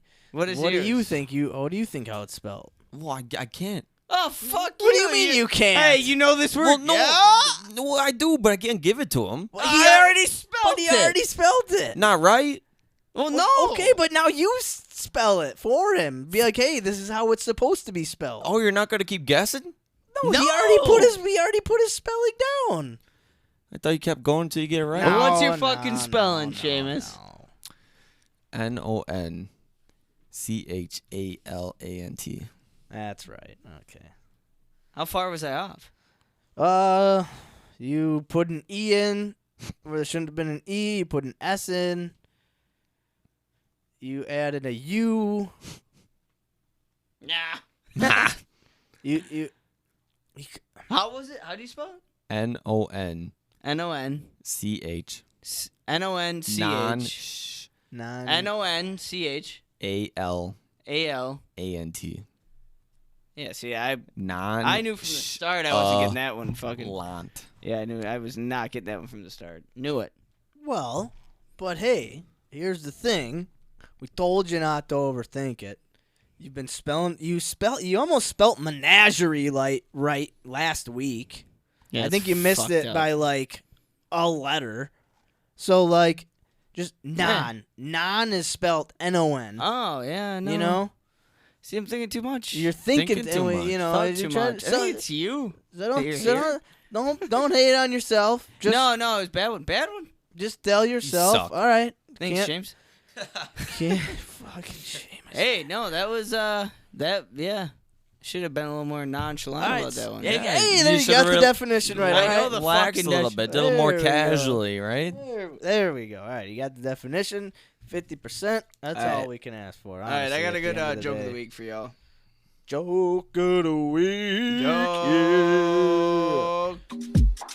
Hey, joke of the Ladies and week. gentlemen, Joke I'm of gonna the week. tell you this joke of the week Joke a of the little week. bit nonchalant. We got Seamus Johnson Maximilian up in the stew. Episode 44, hold us accountable. Since it's spooky season, hey. Alright, I'm gonna tell you guys a little Halloween joke. Episode 44. Joke of the motherfucking week. It's the joke of the motherfucking week. Yeah. Joke of the motherfucking week. Hey, joke of the motherfucking week. Hey, Joke of the motherfucking week. Hey, joke of the motherfucking week. Yeah. Alright, joke of the motherfucking week. Hey. In Halloween season. I actually have two to pick from, so I'm gonna actually do this one because this one's pretty funny. A little bit of a reader. You gotta take along. Okay, Typical. All right, No. episode 44, joke of the week. I'm down. Let's go. Let me just make for. All right. The cat. Oh man. God damn it! Actually, give me sick. Make sure I'm reading this roll. God, I got all comfy. No, you're good. You're good. All right. A nun gets into a cab and notices that the driver can't stop staring at her. So she asks him why he is staring, and he answers, I have a question I need to ask you. And I don't want you to be I don't want to offend you. The nun replies, my dear son, you cannot offend me. When you're as old as I am and have been a nun as long as I have, you've had a chance to see and hear just about everything. I'm sure there's nothing you can say or ask that would find offensive. The cab driver hesitates for a moment and then says, well, it's like this. I've always had a fantasy to have a nun perform oral sex on me. The nun replies, okay, well, let's see what we can do about that, shall we? There are two conditions, she says. Firstly, you have to be single, and secondly, you have to be Catholic. The cab driver is very excited and says, yes, I'm single and I'm Catholic too. The nun says, okay, then pull into the next alley. The Cab driver does so, and the nun duly goes ahead and fulfills his fantasy. They get back on the road and start driving again, and the cab driver soon starts crying. The nun sees this and asks him, "My dear child, please tell, why are you crying?" The cab driver says, "You must forgive me, sister, but I have sinned. I lied to you. I must confess that I'm married, and I'm also Jewish." The nun laughs and says, "That's okay. My name is Kevin, and I'm on my way to a Halloween party." Oh no! Oh no! That is the joke of the week, ladies and gentlemen. Oh no! Oh man, that's a good joke. God Hell damn. yeah. Hey, you know Oh, what? You know what that leads us into, Nice. Maximilian? Seamus Johnson. Hey. If you ain't no none, hold your tongue. Ladies and gentlemen, this is episode 44. Pack it tight! Oh, wait, no, wait, whoa. I mean, we can. No, let's do mental We're at the talk first. trace hour mark. We can. Tree? Well, we'll just talk about it quick. This one, the mental health quote I got. I'm not working. I'm not working, dude. Hey, I'm not someone's working. I'm working. not working. Sorry. Someone's working. Kevin. No. So, yeah, we gotta. No, that actually leads perfectly into our mental health quote of the week. Somehow, so the quote I found kind of is a quote that kind of sums up a lot of quotes I feel like we've talked about, and it's at the heart of it is being true to yourself. And here it goes: don't bend, don't water it down, don't try to make it logical, don't edit your own soul according to the fashion. Rather, follow your most intense obsessions mercilessly. What does mercilessly mean? Like Unforgivingly, like relentlessly. just like relentlessly, just you don't care if someone just fucking do it. puts you don't care if someone's like, dude, woodworking is nothing you'll never make money off that. But if you're like, yeah, but I love it. Like I don't really You're gonna do it, Mercer. I think that's where a lot of people fall shallow. Is a lot of people just follow what's supposed to be right. What you're supposed to do. What you're, you should make money. You should be able to take care of yourself, take care of a family, take care of your husband or wife and kids at all times, and that's what life is. You're born, you live, you work, you die. And that's my biggest fucking problem with the world. Is the opposite of what this saying is why I think I love this saying is everybody I've worked with, it has this plan, this future plan, right? I'm going to work. I'm 25. I'm making $30 an hour. I have a 401k. By 55 years old, 60 years old, I'm going to be able to live life. I'm going to be able to travel. I'm going to be able to see every part of the world I want to see. I'm going to be able to have my kids off to college. Won't have to worry about them. Why? Why are you waiting that long? Well, I think the quick response argument to that would be that it's like life is long. You have to have patience, right? You don't have to accomplish or do everything you want. You have this like desire to do like immediately. You don't have there's so much beauty to life that you don't have to like immediately go on that trip that you want to go on to, or you don't have to immediately buy that thing you want to buy. If you have like an obsession, right? Like if you have something that, and say, like personally for me, I haven't found my obsession that I want to immerse myself in mercilessly. So like, yeah, I could say like, all right, I'm gonna take a week off of work to go on that vacation that I want to do. But if someone's like, let's say that I love music, I can't spend a week to go visit a beach that I've just like I want to pursue music so much that I'm willing to put everything I have into it. And I feel like, Why can't you pursue that though? Explain that. no, but so all I'm saying is that like, if you want to achieve, so like, let's say you love music, right? And you have like the goals you want to set, and you were like, I want to do this, and I want within music. Like, put all of your soul into that. Don't water down your soul and be like, well, I'll do that in a week. I'll do that a month from now. I'll do that 2 months from now. Do it right now. Yeah. Pursue it. Push yourself.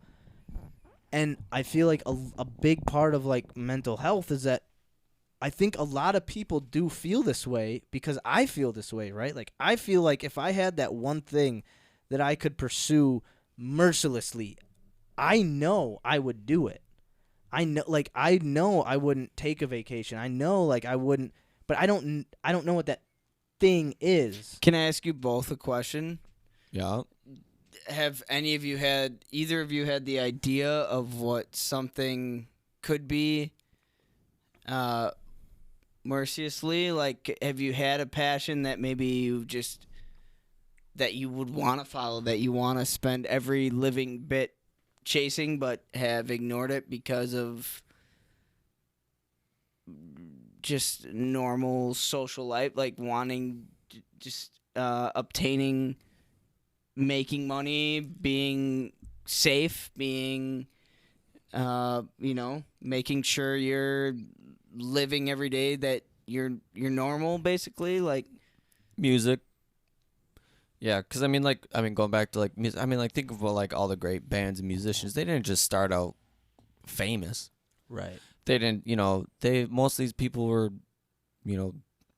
playing music as mercilessly, but they're poor while they're trying to fucking make it. Right. But they end up making it because they do it day in and day out, whether they're sleeping on people's couches and stuff like that. So I feel like a lot of people, they're like, oh, like I can't, like I don't. Well, one, like sleeping on a couch isn't great, but like it's kind of some of those things that set people apart. Is like, yeah, you might struggle for a while, you might be fucking homeless, but like if you're still working towards it, like yeah, it works out for some people, maybe not, but like they're still doing it to the end of their fucking day, mercilessly because that's what they love, and they're not, putting it aside because they feel like they need to have a stable job that they don't even like, And which is like, it's really hard. Like, it's easy to say, but like, but that takes a certain person. It takes a certain person to put their mindset like that. A lot of people have these thoughts of, this is what I want to do. This is what, I don't want to water down any of my life. This is what I want to do. And they stick to it, whether you make it or not. And I think either way, if you don't, it's not unsuccessful. It's you fucking tried. Yeah. And this is the hardest thing I have in my personal life and seeing other people, where it's like, I've worked with so many people, a lot of people, who have had dreams, who have had goals, and have watered them all down, who have just completely forgot about them because it's more important to make a living and to be in a house and to be a normal part of society. And this is the biggest fucking problem I have in life. My biggest problem I have in life is people are so easy to come to standards. Mm-hmm. Where this is the most rare fucking opportunity anybody could have. This. The fact that we're sitting here talking with each other in fucking headphones to people we don't even know. The fact that people are working concrete jobs nurses, doctors, all these things. It's the most rare thing in the world for us to do what we fucking do. Yeah. Every day, to breathe, to talk, to have culture, to have society, to have a community, to have families. Yeah. And people take so much advantage of it where they put such a schedule on everything. Yeah.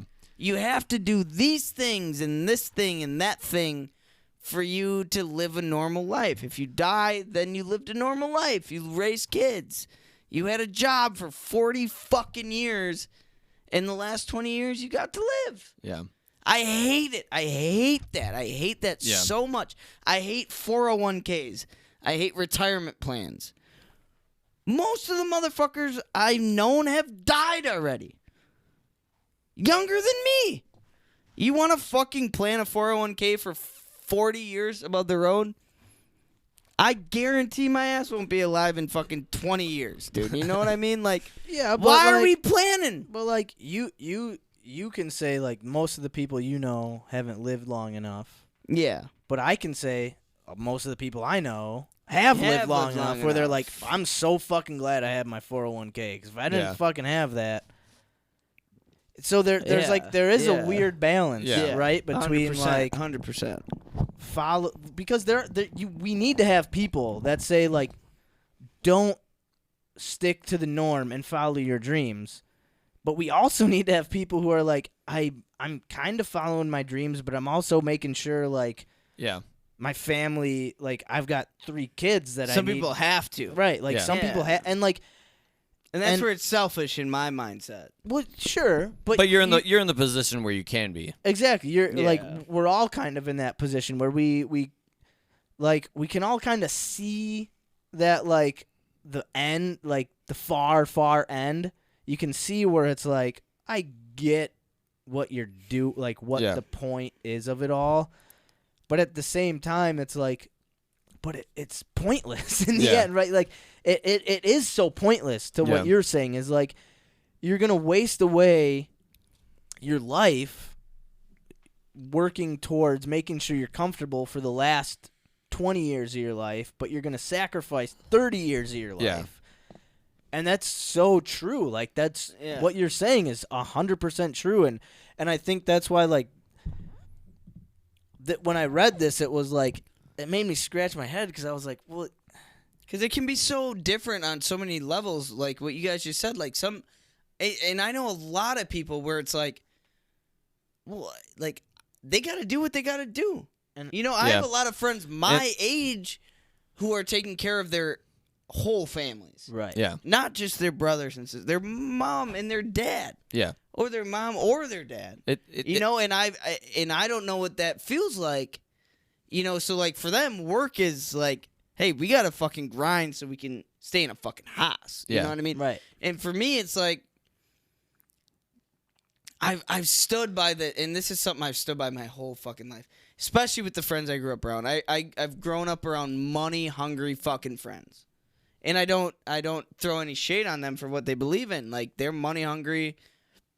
They want life lavish. They want the good, but like I've stood at a point for a long time in my life where it's like, how the fuck can you plan that far ahead where tomorrow you can have all this money saved up and then you fucking die and where's that money go? Yeah.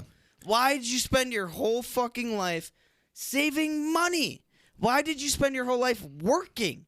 Why did you spend your whole life in a fucking factory your whole life where you could have been traveling, being broke, eating fucking nothing, dude, seeing shit though, and then you die with experience, Yeah. Yeah.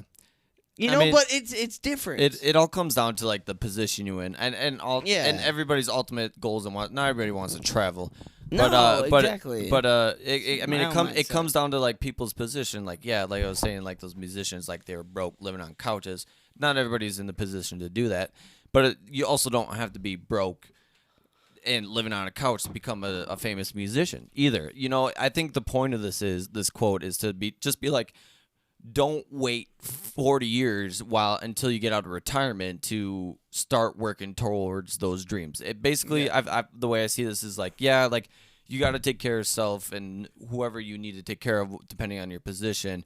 But it comes down to is like, don't also, like, if you have a dream, if there's something you've always wanted to do, if there's always something you want to experience, don't wait until you have the time or the money, unless it requires it. But like, don't wait. Like, if you want to travel, like, you don't have to wait 40 years until you're until you're retired to travel. You don't have to, like, work your ass off and then finally start playing music. You don't have, it just comes down to the position and like what you ultimately want. But I think it's saying if you have dreams, if there's something you want to do, don't put it off because you feel like you have to do the norm until you're free to do whatever you want, aka like retirement or something like that. I think people take a fine advantage of time. People take advantage of time. Or for granted. And take time for granted. And exactly, and thinking about this makes me think about a lot of things. I've been in fights or in disagreements with family, close friends that should be a bigger deal to most people. But to me, it's like, why would I hold on to this? Why, you disrespected me, but I love you. You're my people. Why would I bring that into tomorrow? There's no reason. You fucked me up today. You fucked me over today. I know the person I am. I know who you are. There's no reason for me to take your hatred and to continue to hate you tomorrow. Because there's no fucking and maybe it's what I've seen, what I've experienced, and fucking what I've experienced is probably at a very low level to what a lot of people have experienced. But like, I've just come to such a standard at a point where it's like, if I fight with a person I love, right, a person who means a lot to me, and I hold a grudge, grudges are fucking. I hate grudges. The grudges are the fucking devil's dirty fucking laundry, dude. Like, to the end, to everything. Like, if I hold a grudge with this person that I love, that means everything to me, and the next day, so to say, they're gone, then I hold on to that. Then I got baggage. Then I can't water nothing down no more. Yeah. And I mean, this is everything for, I mean, even personally, like, like, I think take every opportunity you have. Don't hesitate. Be present. Be present in where you are at the moment, where you are right now. And well, yeah, and I think I don't know, man. No. I think when I hear this and kind of like opposite what you were saying, I think about it more as like on an individual level, right? Like, I can never tell you how to edit your soul. Like, I can never, even if I want to be like, Carl, this is how you should be doing things. It will never resonate with you, right? It's not, I don't know your soul like you know your soul. Even if I want to tell you, like, hey, man, you should be at a bigger organization that's, you're more set up for success long term. Like, I could feel those things for you, but it doesn't matter to you in the end, right? So like, it's your soul, your passion driving you forward. Yeah. Find that thing that pushes, that makes you, like, whatever it is about your soul that drives you. And I think that's a big part of mental health these days, is that a lot of people don't know what that is. For me, I don't know what that is.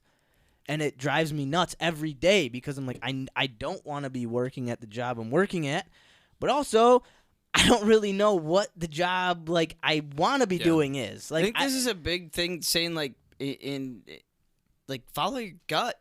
Exactly. You know what I mean? Follow Like your follow, gut. and that's a hard thing for a lot of people to do. Where it's like following your gut is like the gutsiest thing to do. Well, you yeah, know what I it's mean? Like, tough, especially when we got the whole, all of society telling you to, hey, bend this way or don't be so passionate about this. Like, dull your passions here and make your passions more fiery this way. Like, don't. It's like I feel like a lot of societal pressures are telling us to water things down in a certain way when you should just not worry about anything and just follow, like you're saying, follow your gut.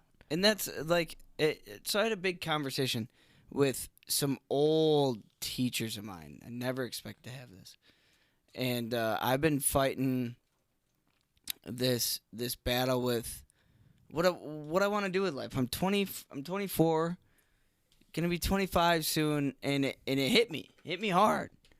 Where I'm working a job that I know I don't want to be doing the rest of my life. You know what I mean? But career commitment has been coming up. You know, I have my boss asking me, like, you know, in 5 years this is where you should be in this company, and 5 years this is what we want you to be doing with this company. And my thoughts are like, hey, you think I'm gonna be here in 5 years, man? Like 5 years? You think this is what I'm gonna be doing? And then it comes back to myself where it's like, you know, stop watering it down, bro. You know what you want to do. Right. Do what you want to do. Yeah. And Who cares what they say? and You don't follow even have your to. You don't soul. even have to work. You don't even if they ask you, what are you going to be doing in 5 years? You don't even have to give it a. If you No. if you don't feel like you're going to be there in 5 years, you don't even have to give it a second thought because that is what's in. You don't have to be like, well, you know, I could, but I should. Like, I kind of feel. You could just be like, no, I don't want to do I'm it. not doing like. Yeah, and this comes down to the person who put us in this area. I asked him his life quote, the quote that he lives by, and he told me, you know, life is not about how long you fucking live. It's about what you do with the breaths you take, the opportunities you take, the knowing where you are, knowing where you're present, knowing where you can make a statement, a stamp, you know. And Everybody knows what they want to do. And you have to know what your obsessions are. Yes, right? Like, you have to. if you don't, I think that's okay, right? Like, Yeah, absolutely, but- absolutely. But that is what's like for me. That's like what ultimately is leading to, like, the mental struggle of life is like, well, I don't want to do this. Well, you have to make money. Okay, so what can I do, like, in the meantime to, like, keep my obsessions rolling or keep my, like, mental fortitude, like, sharpened so I'm not just like, oh, wake up, do this, click buttons for 8 hours. You know, Yeah. it's like, okay, you get through that, and then what is going to pique your interest after that? And I don't know how to do that, but And that's okay though, too. Though, like that's if you can't see your obsessions, if you don't know it, that's fine. I feel like it's a lifelong battle, man. Like, And it's like what we were talking about earlier with the show is like if we could just every day wake up and just do a show, like that would be awesome. We would probably do that, right? Yeah. But like we might not be able to do it right now yeah, just because it's not like we would like if we quit our jobs and just started doing this, we probably couldn't just like we could survive, right? Like we could survive technically, right? Like Yeah. we wouldn't just die. if we lived in this studio. right. It wouldn't be pretty, No. but we wouldn't die, right? But if we keep working these jobs that we don't want to technically work, but we keep pushing and we keep pursuing this, and maybe 400, 500 episodes in, I could be 40, you know, we could be 35, 40, 50 years old, and then all of a sudden we're like, oh, there's people want to pay us to do this. Yeah. And now we're living our dream, right? And yes, did we like water some of our life down so we could pursue this. Yeah. Yes. But you're still working towards But we're it. still Yeah. exactly, and that's the thing. We're still following our obsession. We're still merciless. Like It doesn't mean you have to give everything up to work towards it, but like as long as you're 24/7, working right. towards it, like as long as you don't give up your dream, as long as we don't like, if this is what we want to work towards, as long as you keep working towards it and just don't set it off to the side for other bullshit, yeah. like that's what it's talking about. Like just keep doing it. Don't wait. Do what you can to work towards it, and like just don't set it Battle, aside. dude. Battle, and that's okay if you have to battle. If you have to do other bullshit to get to your goal, but like, why the fuck wouldn't you do what you want to do? Why would you not Right. do what you want to do in this life? Why would you not want to do Yeah. that? Why would you take the most rare opportunity we have? You know. If you love something, you'll make time for it. Yes, and that's why that's the reason we were all put on this fucking earth. Is for a goddamn reason. One certain reason. Whether we know it or not. Right. Why waste this? I mean, I think at this point as humans we have like 100-year maximum, you know? That's our time card.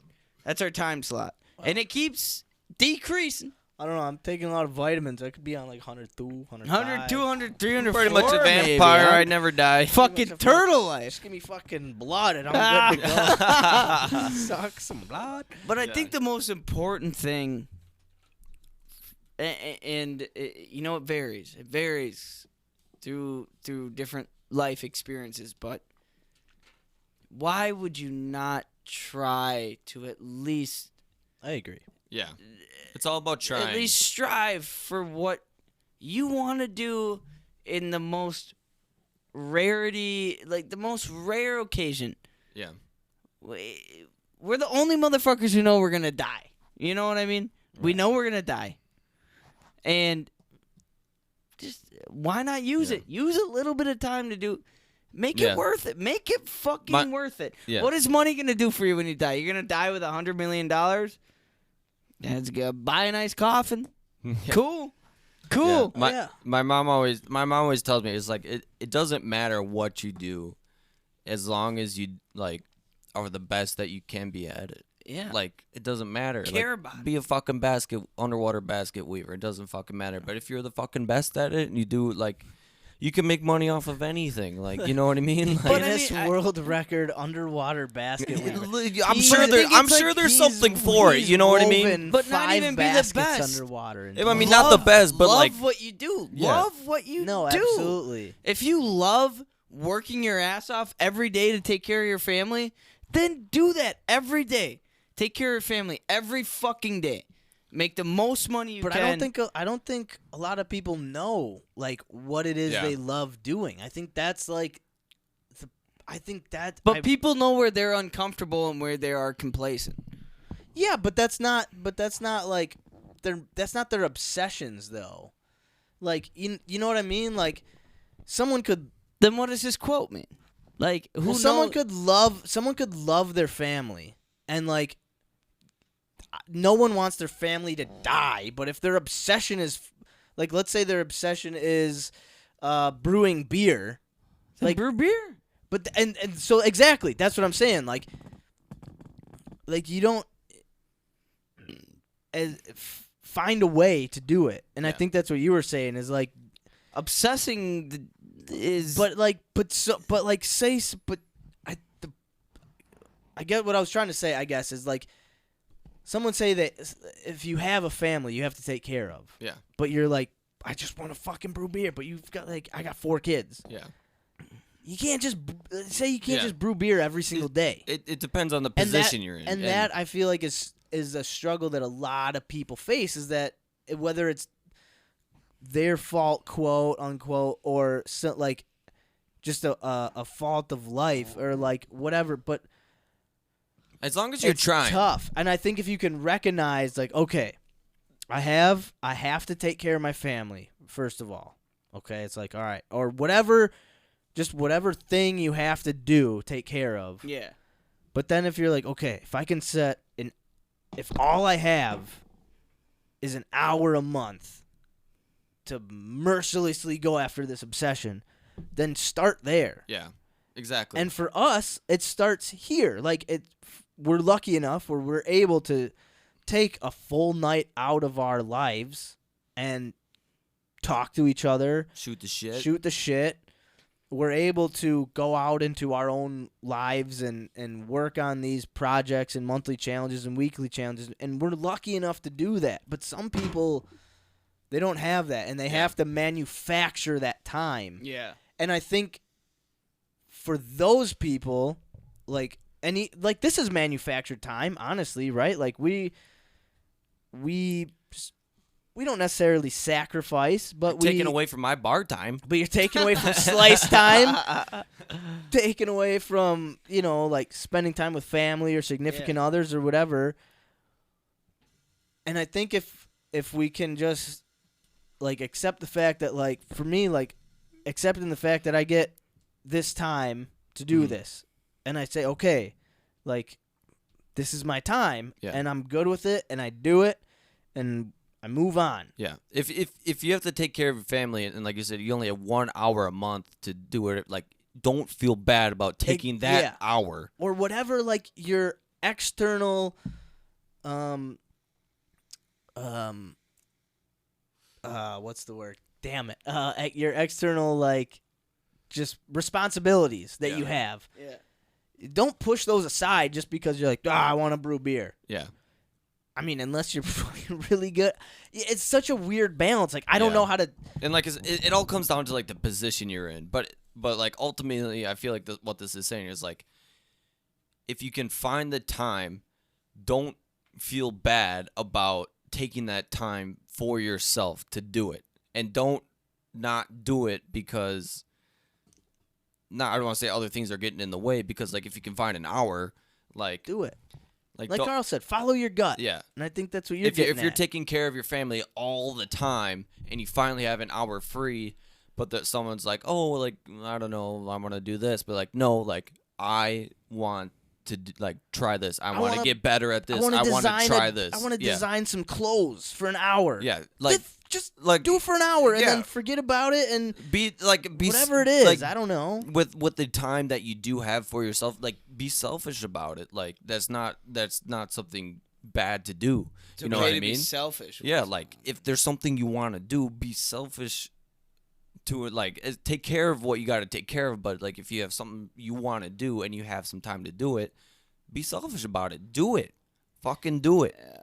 I don't know. This world's crooked as fuck. I mean, not crooked, but like, it's self-care. I can talk all this shit about the shit I'm saying, but like at the end of the day, if my family came in the way of my dreams, my family would be the first thing. Well, yeah, you know what I mean. Like, and that's the way it is. Take care of what you gotta take care of, and then when you have time to do it, fucking do it. But and this comes down to what I said earlier, like what Grandpa said. You know what Grandpa always told me was, life is not about how fucking long you live. It's about what you do with the breaths you take.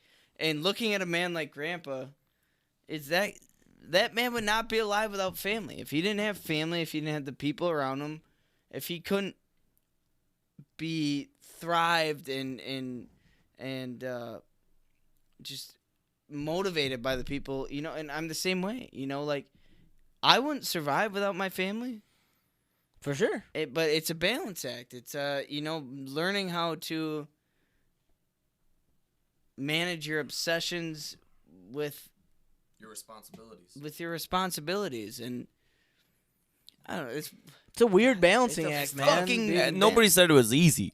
It's just inspirational. Like, yeah, it is. Well, and sometimes this balancing act feels like something constructed by somebody else. Like, exactly. It almost feels like, well, why do I have to pay bills? Well, because the government. Well, where the fuck did the government come from? And if you keep going down and down and down and down, it's a fucking rabbit hole. It is. It's a weird rabbit hole. But it's a fucking rabbit hole to go down to. It's a reasonable rabbit hole where it's like, why do you control what the fuck? Why does this president that people just elected have an impact on the people I support and the shit I do? But then at the same time, it's like if there was no support system, if there was no government someone could just walk right into the USA and take everything we have. Which is Because there's nobody there to protect us. You know what I mean? like fucking this is what drives me nuts. It's a tough It's concept. a weird This is- human. It's the endless concept. It was like what we were talking about before we recorded. Yeah. The people came over on horses, killed everyone, took the land, and then the horses got free. The land was taken back because people, it's like You know what? water. That was a watered down version of what we talked Don't about, but like, Ben. but you know what I mean? Like it's Just there's stay, like this weird like. Stick to your fucking it's just like gut. stay true to yourself and stay true to your dreams. Don't wait. Don't bend. Take don't care. water it down. Don't try to make it logical. Don't edit your own soul according to the fashion. Rather follow your most intense obsessions mercilessly. And it's up to us to find out what those obsessions are. No one can tell us what our obsessions are. And be okay with that. Be okay with your own obsessions. Exactly. Don't fucking let somebody else sway your opinion. If your pops was a guitarist and he was like, you gotta learn the guitar, and he throws a guitar and you're like, I kind of want to play soccer. Like I love kicking a ball into the soccer net. play soccer. Then play soccer. Like It's your life. You get one life. You get this one rare opportunity to be the human that you were fucking put here to be. Yeah. One opportunity to be the person you were put here to be. Yep. All of us. Stay true to and yourself. it's not easy. No. It's not. fuck no. It's the easy. hardest thing in fucking life. Not, especially growing up, a And don't- teenager when you're pressured by other just social cultural influences and you feel like you have to do things because everyone else is doing them, but like in your soul you feel like it's wrong, but you still do it. It's like it sucks growing and just like being a part of this like wave that we're in. But it is Cultural it's chaos. the way the ball bounces. Just if I could say one thing, my word was just fucking do what you think you're supposed to do. Follow your gut. Follow your gut. Follow your gut. Follow your dreams. Follow your gut and just don't take advantage of what should not be taken advantage of. Like, this is, at the end of the day, to be morbid, who knows how fucking long we have, man. Oh yeah. I mean, we've all experienced it. I've lost enough people at this point where it's like, why waste another day? I've had people break into an apartment and Yeah, man. feel like wake up the next morning and be like, they could have grabbed a knife and fucking Exactly. done And whatever even they wanted to me. Like me, I've lost a lot of friends very recently in a very small amount of time, and to me that's just all right. Well, like today, take advantage of today. Help somebody. Be what you want to be. Because if you don't make it, then you made a stamp at least. And at least you did what you loved doing. You know, like at Yes. least you followed some type of calling in your heart, in your soul that led you to something. Can I give I did bring one quote from a movie. Yeah. Not much of a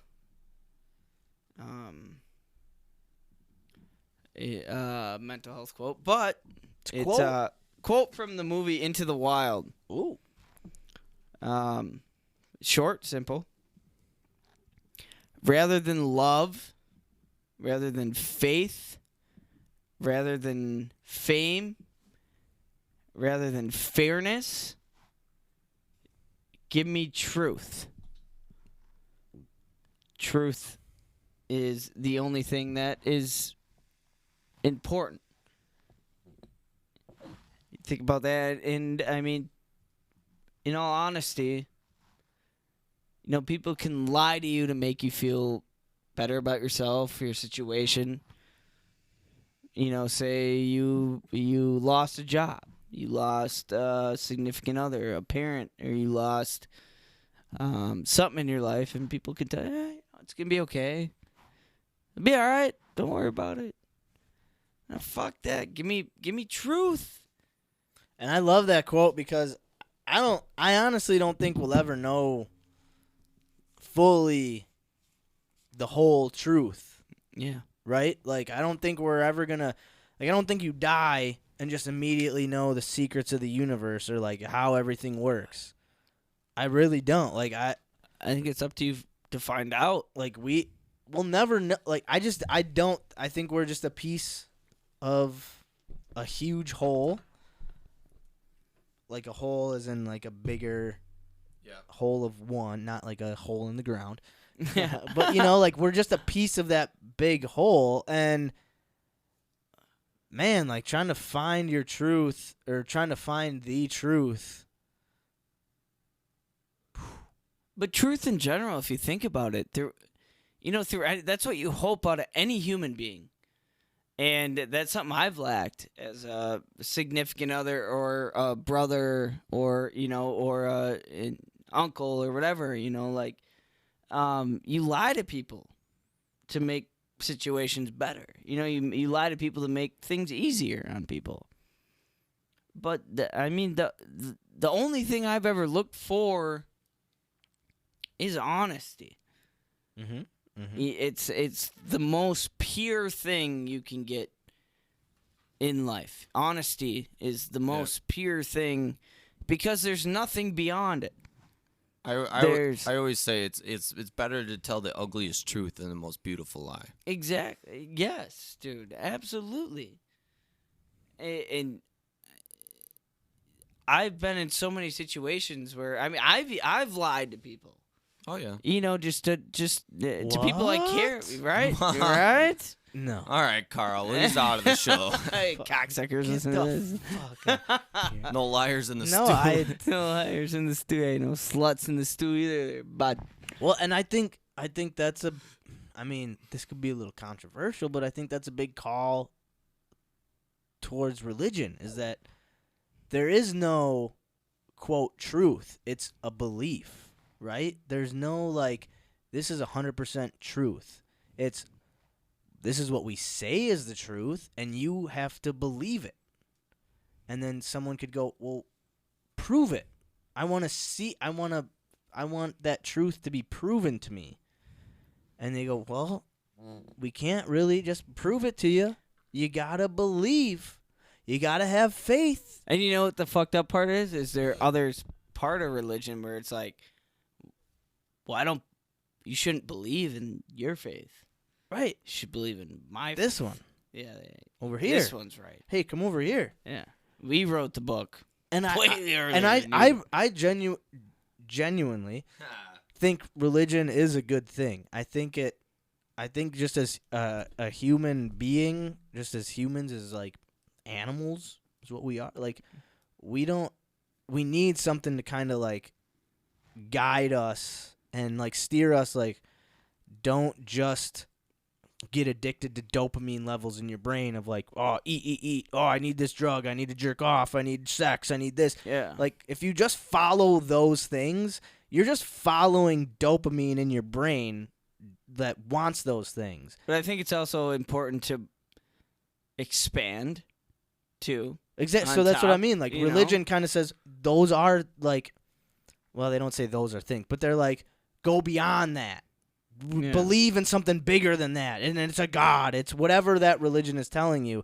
And I think that's valuable, but at the same time, it's like it can get messy. It can get really messy, and it can get people locked into these like weird like trains of thought that aren't 100% healthy. But I think at the Religion's end of the like- day, religion is like, hey, let's just like You know what?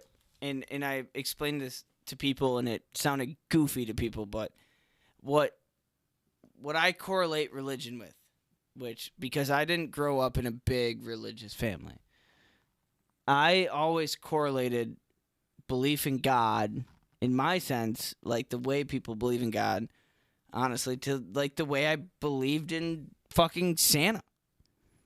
And hear me out in the sense where like Christmas was beautiful when I believed in Santa. I believed in good beings, being a good person through the year so I could be treated right at the end of the year. And, believing in somebody who was going to give me good essence back. And when I believed in Santa, Christmas was a beautiful thing. Christmas was awesome. It was magical. It was every time I woke up and there's presents under the tree, it was Santa delivered those presents. He made a whole lap around the entire world and happened to land and bring me. And I remember when I found out, obviously, I think everybody remembers when I found out Santa wasn't real. It fucked up a big part of my belief in my excitement towards Christmas. Sure. Because it was my parents putting, it wasn't this, but it was the Satanic, it was these magical kind of beings that, made me believe in something. It made it more, just Tangible. Yeah. Like, in fucking religion for me is a fucking bauble. It's I grew up in a semi-religious family. Well, that used to be a very religious family. I mean, I'm named after a guy who was named after a pastor, but I'm also a family who kind of fell out of religion, but also a family with, you guys believe very heavily in religion and your Catholic faith. And I think what you said, like, I think it's a good way to, it's a good way to kind of not navigate, but like be comfortable with life in a sense. It's kind of like I'll let Seamus get in here. It's almost like it's like a good way to like. Oh, sorry. I thought you had something to say. I didn't want to cut you off. No. Okay. No, I was gonna say it's a good way to like check yourself, right? Like it's a good way to be like, you do what you want in a way, and then you kind of look back and go, like sinning. It's such a weird thing, because it's like you live your life and then you go, okay, have I? God, you pray to God, and you're like, have I sinned? What's your beliefs in God? What's your beliefs? Can I comfortably ask that with you guys? I mean, yeah. I don't really know. I went to private Catholic school my entire life, but I'm not very religious. Not because I don't believe there's not a God. I don't really know what I believe in, but like I do like the idea, like the Santa analogy that you gave. Like for a lot of people, it just like gives them something to live for, I guess. That makes perfect sense. But like it's easy to get wrapped up into it, and it's just like it doesn't matter if you believe in this God or that God or no God or whatever. It's just like I think it's important to like what you were saying. Like it makes people think beyond just the normal things in our life. Like I need food, I need sex, I need water, yeah. I need. But it also makes you people like go like, oh, like I can just like not. I can just like I don't need everything all at once. I can. Like in the most Neanderthal brain like way of thinking, right? Like if you just wake up and you're like, I need food, I need this. Instead of going, I need, you can go, well, like I'm okay. Just give me some water. Like let me think about like maybe I don't need to just rely on my impulses. I can go, and I'm not saying religion does this, but it helps you like think beyond, like you were saying, beyond yourself. Yeah. Beyond just what I need right now. You can go, well, like, again, in like a Neanderthal way of thinking, well, instead of just going like a tribe over and there's a female down there and I'm just going to take her, or whatever that way of thinking, you can go, is that right? And you go, well, what does that even mean, right versus wrong? Like, what do you mean right? It's like, I want that, I should take it. Well, why though? You know what I mean? Like it gives. But that's like, also the it's like religion you morals believe in. and No. But a lot of religion, I feel like I think a a lot big of religion is like religion thinking makes beyond life yourself. scripted though too. Like it thinks beyond yourself. It goes, don't just think about you as an individual. Think about you in terms of you are connected to something above you, like bigger than you, or you are connected to a whole. Like whatever whatever a religion is, you are connected to something bigger than yourself. And see, this is what fucks me up about religion, because there's so many different types of religion. Religion is like politics, But that's just what I'm saying, though, is if you just take it at face value and you don't think about it in terms of this religion versus that religion versus this. But that's what it is. But what I'm saying is think about it in terms of just it's something bigger than yourself. Okay. And it's not just you don't just live your life in terms of what do I want, what do I need every single day. You think about it in terms of like what is good for not just myself, but for my community, for whatever that community is. Your religion could be, I think religion But do you think, are you able to do that without a faith? Because I remember vividly, and being told that I could not believe in the good faith of other people without the belief in God's faith. But again, that's someone's religion telling you that. If you think, if you only think in that way, if you only think in that person's sense of religion, then that is what you will think. But if you think in terms of like, just again, it's something bigger. We are all connected to something bigger than ourselves, so we should all be looking out for everybody else. Yeah. And I believe in that. And it is but it's weird that like it's like the Catholic religion gets so intertwined with money and power and moving up in society and this and I get, and I think that's where I differ. Like you asked me, what do I believe in? I honestly don't know. I just, because like I was saying, like I've seen the really good of religion and I've seen the really bad of it. Yeah. And I've seen the fact that if you can just detach yourself from yourself and think about yourself in terms of a human race and like we are literally all in this together. I may be a completely different person than someone that lives in Japan, but fuck, at the end of the day, I'm a human being and they're a human being. It doesn't matter if my religion is completely different. I don't want someone over there to suffer. Yeah. I don't want someone over there to go without food. Yeah. Because I know, like, I am a part of them. Yeah. I don't know how to help them, but I also know I don't want them to feel...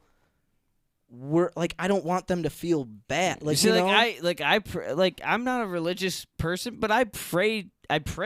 Sure. Which is weird to me. It's like a meditation almost. It is. It's a belief in that, like, somebody has more control. It seems like this world is so fucking crazy that somebody has to have a grip.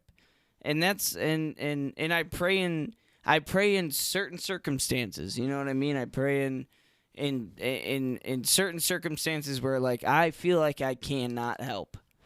And I'm not religious. I'm really not. I'm not. But I pray to something.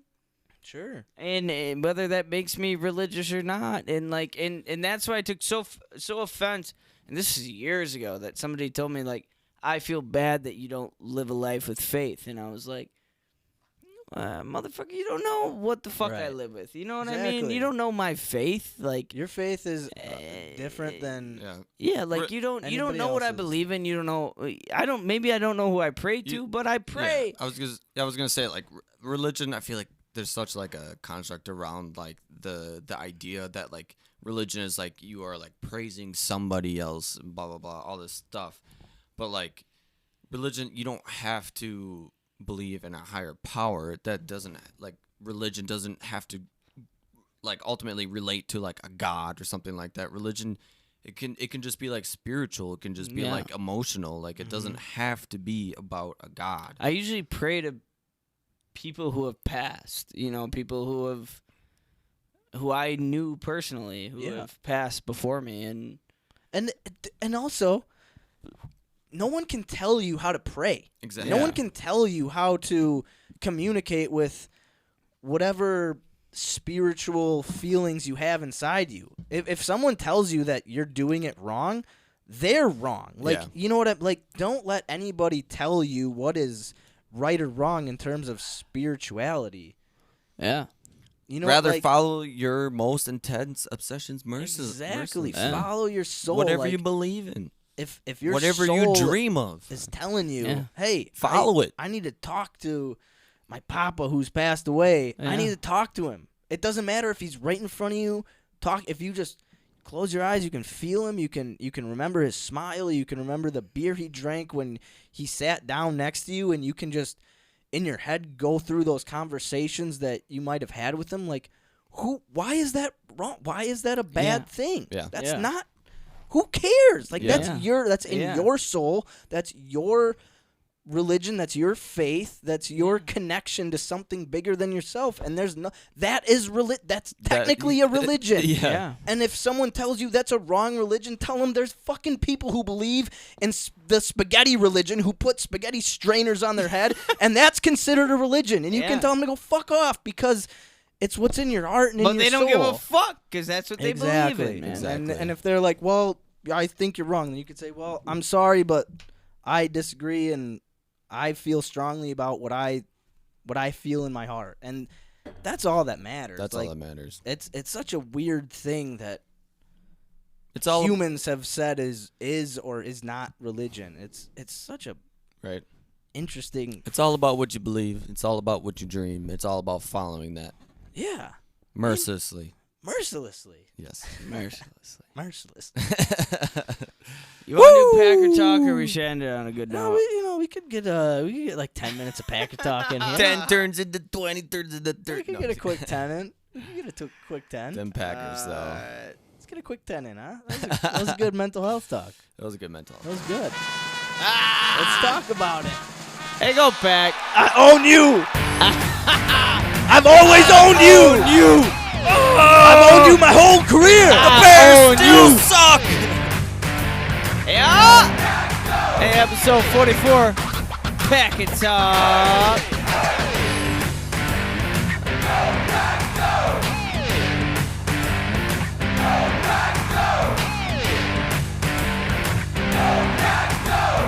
Yeah. There is one truth that if you do believe in, and it's if you think the Bears don't suck, you're definitely wrong. Yeah, that is. If your most intense obsessions are the Chicago Bears, do not follow that mercilessly. They will shit. sorely disappoint you. Oh man, what a game that What was, a fucking huh? game. Gotta love playing the Bears. The fucking Bears, yeah. 27-17. Yeah, it was a Mhm. battle. It was too much of a battle. Woo. But hey, man, we got some people coming back. I don't know, man. Packers look good. I like them. Just signed Whitney Merciless. Yeah, big. Yeah, The that's old Houston Texans outside linebacker. that's big for the DN. Packers too. The Packers don't do that shit. No, I they think don't adding sign. depth. I mean, Jalen Smith, we added him. and Yeah, man. I know he had a missed tackle last week. He kind of came in hot on a running back catching a little out pass. Yeah. But he had a couple pressures on the quarterback last Yeah. week. He, for a guy who's been in the system for a week, can't complain too Can't much. complain, man. I'm fucking confident with the Packers. Kind of all around, man, dude. I mean, we look good. I mean, it's scary with our offensive line. Rodgers Right. got pressured a little harder than I would like, but you got Billy Turner, you got the young men. Hey man, Lucas Patrick's been stepping up. Yeah, man. Mr. Two double first names been stepping up. Yeah, man. Who was John Runyon? John Runyon. Yosh Yosh Nijman. Nijman. Man, I Yeah. mean, you can't put a price tag on God, I am terrible with words on Backups. well, the backup's getting playing time. What is that? Opportunity? The opportunities Yeah, on just the guys getting those chances to play, start. Yeah, on Tuesday, Rogers said that this is probably the most close team to the 2010 team that he's ever seen. With So with many injuries. the man. injuries, the people filling in. I mean, you look at our secondary with Jair out, Kevin King's out, Stokes. I think. Stokes played. Savage was out with the concussion. Yep. Savage was out. But Stokes played. I don't think he got hurt. But yeah, I mean, we got Rasul Douglas was playing. Yeah. Shannon. I mean, just St. Brown's gonna be back. He didn't. man, dude, that penalty on St. Brown. Bullshit. Oh, pass That was bullshit. I just want consistency. Yeah. with- OPI. That was I bullshit. just want consistency. That's Yeah. not a penalty on somebody else. No, I mean On and also calling him out in the back of the end zone was not St. Brown. yeah, Yeah, I mean I don't know, I was just but I mean this week we play the old Washington football team at home.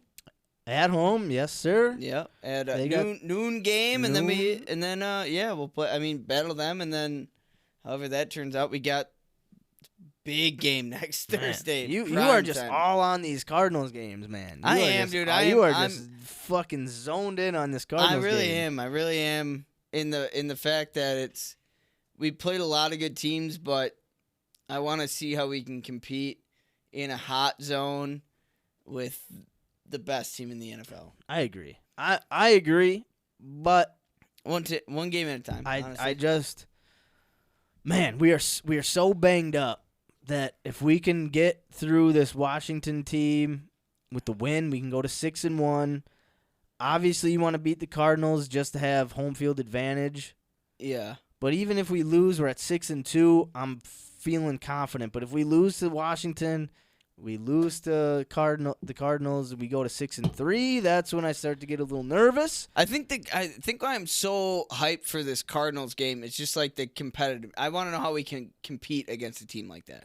Sure. That's not really win or lose. It's like I want to see, especially banged up. I want to see how we can compete. I want to see if we can hold up. Yeah. It's the best team in the NFL. Especially against Kyler, running yeah, quarterback. I yeah. want to see if we can handle. That's what I want to Because see. say we get to the Super Bowl, and no, this is obviously way down the line. We Yeah. got to play Lamar. Yeah. That dude's a way better runner than Kyler. If Yeah. we can't handle Kyler, we can't handle Lamar. Yeah. That's the thing. I want to see. I want to see what we can take. I want to see what if it's. We're just kind of sticking together. We're kind of just putting up with what we can put up with, or if we can actually compete against these high caliber teams. How are the Cardinals undefeated? Fucking insane. Who is their I don't even know who their running backs are. I know they have great wide receivers, Yeah. but I don't know who their running backs I have are. no I don't idea. know a single one of their running backs. No. What a fucking random ass. Not a team I expected. Dude, and last week they're a bunch of their coaches were out. Like their head coach couldn't even coach from Yeah. and they still won. Like they still put up points and played really Undefeated. well. That'll be a tough game. But what do you Do think? we- What do you guys think about this Merciless signing? Merciless Out of Houston. Houston. I don't know. I think it's cool. I think it's different for the Packers to actually make a little action. Yeah, I Like, was gonna say. yeah. Do you think it helps Rodgers go? Oh, okay. Yeah, these I guys do. Are willing to. I mean, we signed Jalen Smith. We signed Merciless. Yeah. I think it is. I think it's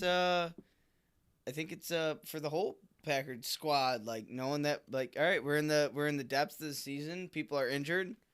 We need people. Pick up veterans too.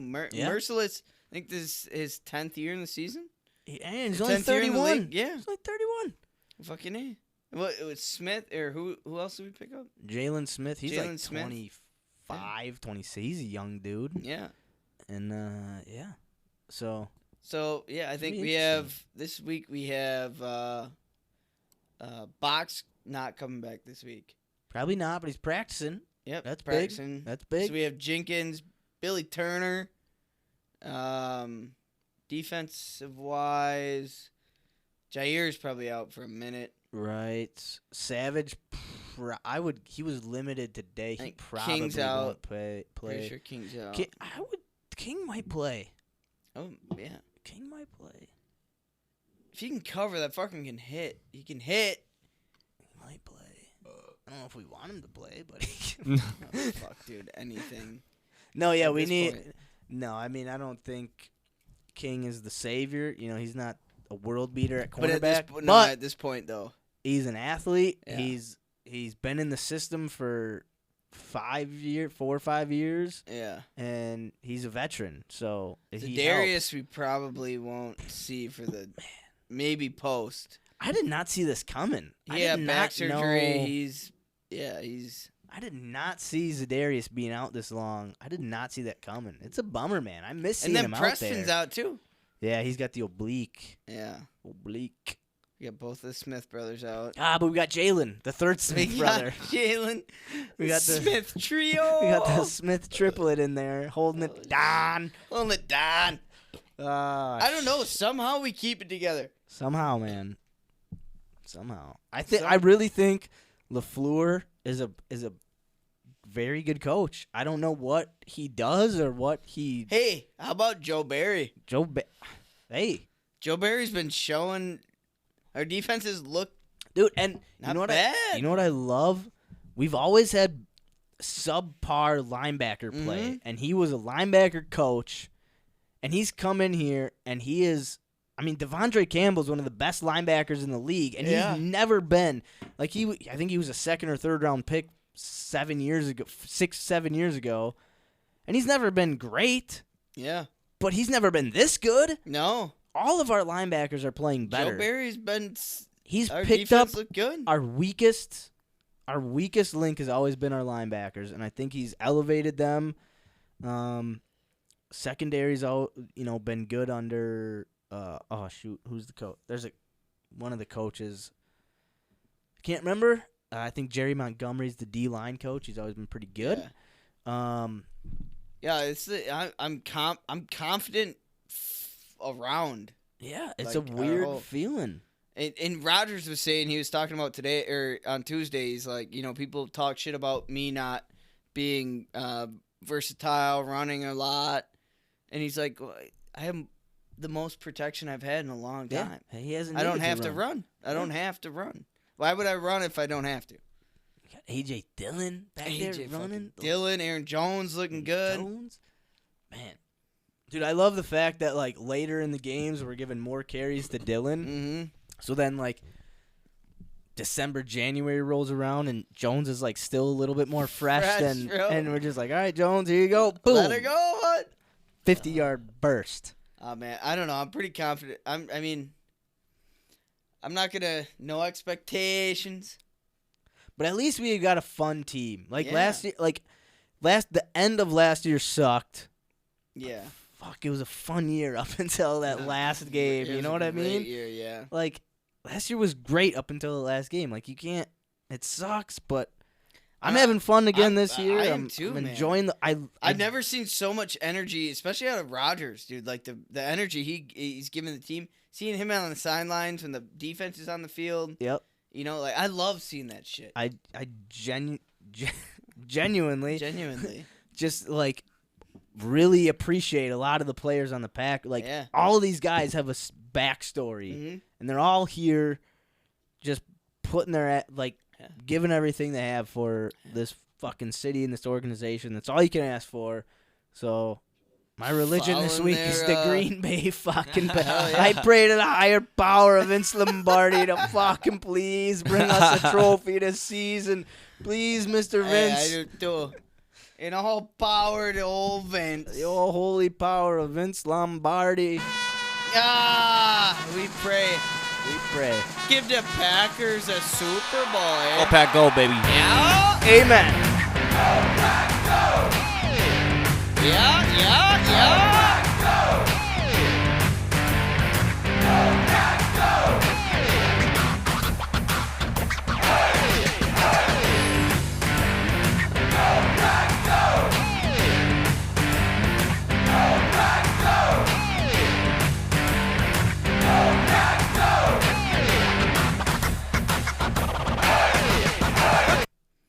Ladies and gentlemen, it wraps Hey, you. up the old episode 44. Man, 44. The old Bobby Dylan. The old James Stark. The old Donnie Anderson. The Thank old you. Najee. The old Najee. Davenport. Man, what an episode, huh? Hey, Episode. ladies and gentlemen, Old Ty Summers.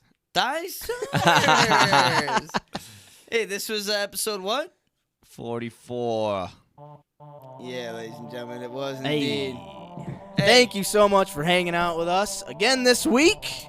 Episode 44, hold us Hey. accountable. Seamus Johnson back in the Back stew. in the stew, Hey. baby. Hey, what are you going to do after this? Sleep. It's almost 12. Yeah. You're almost getting paid. I'm almost. You might as well hit the bars. Slice?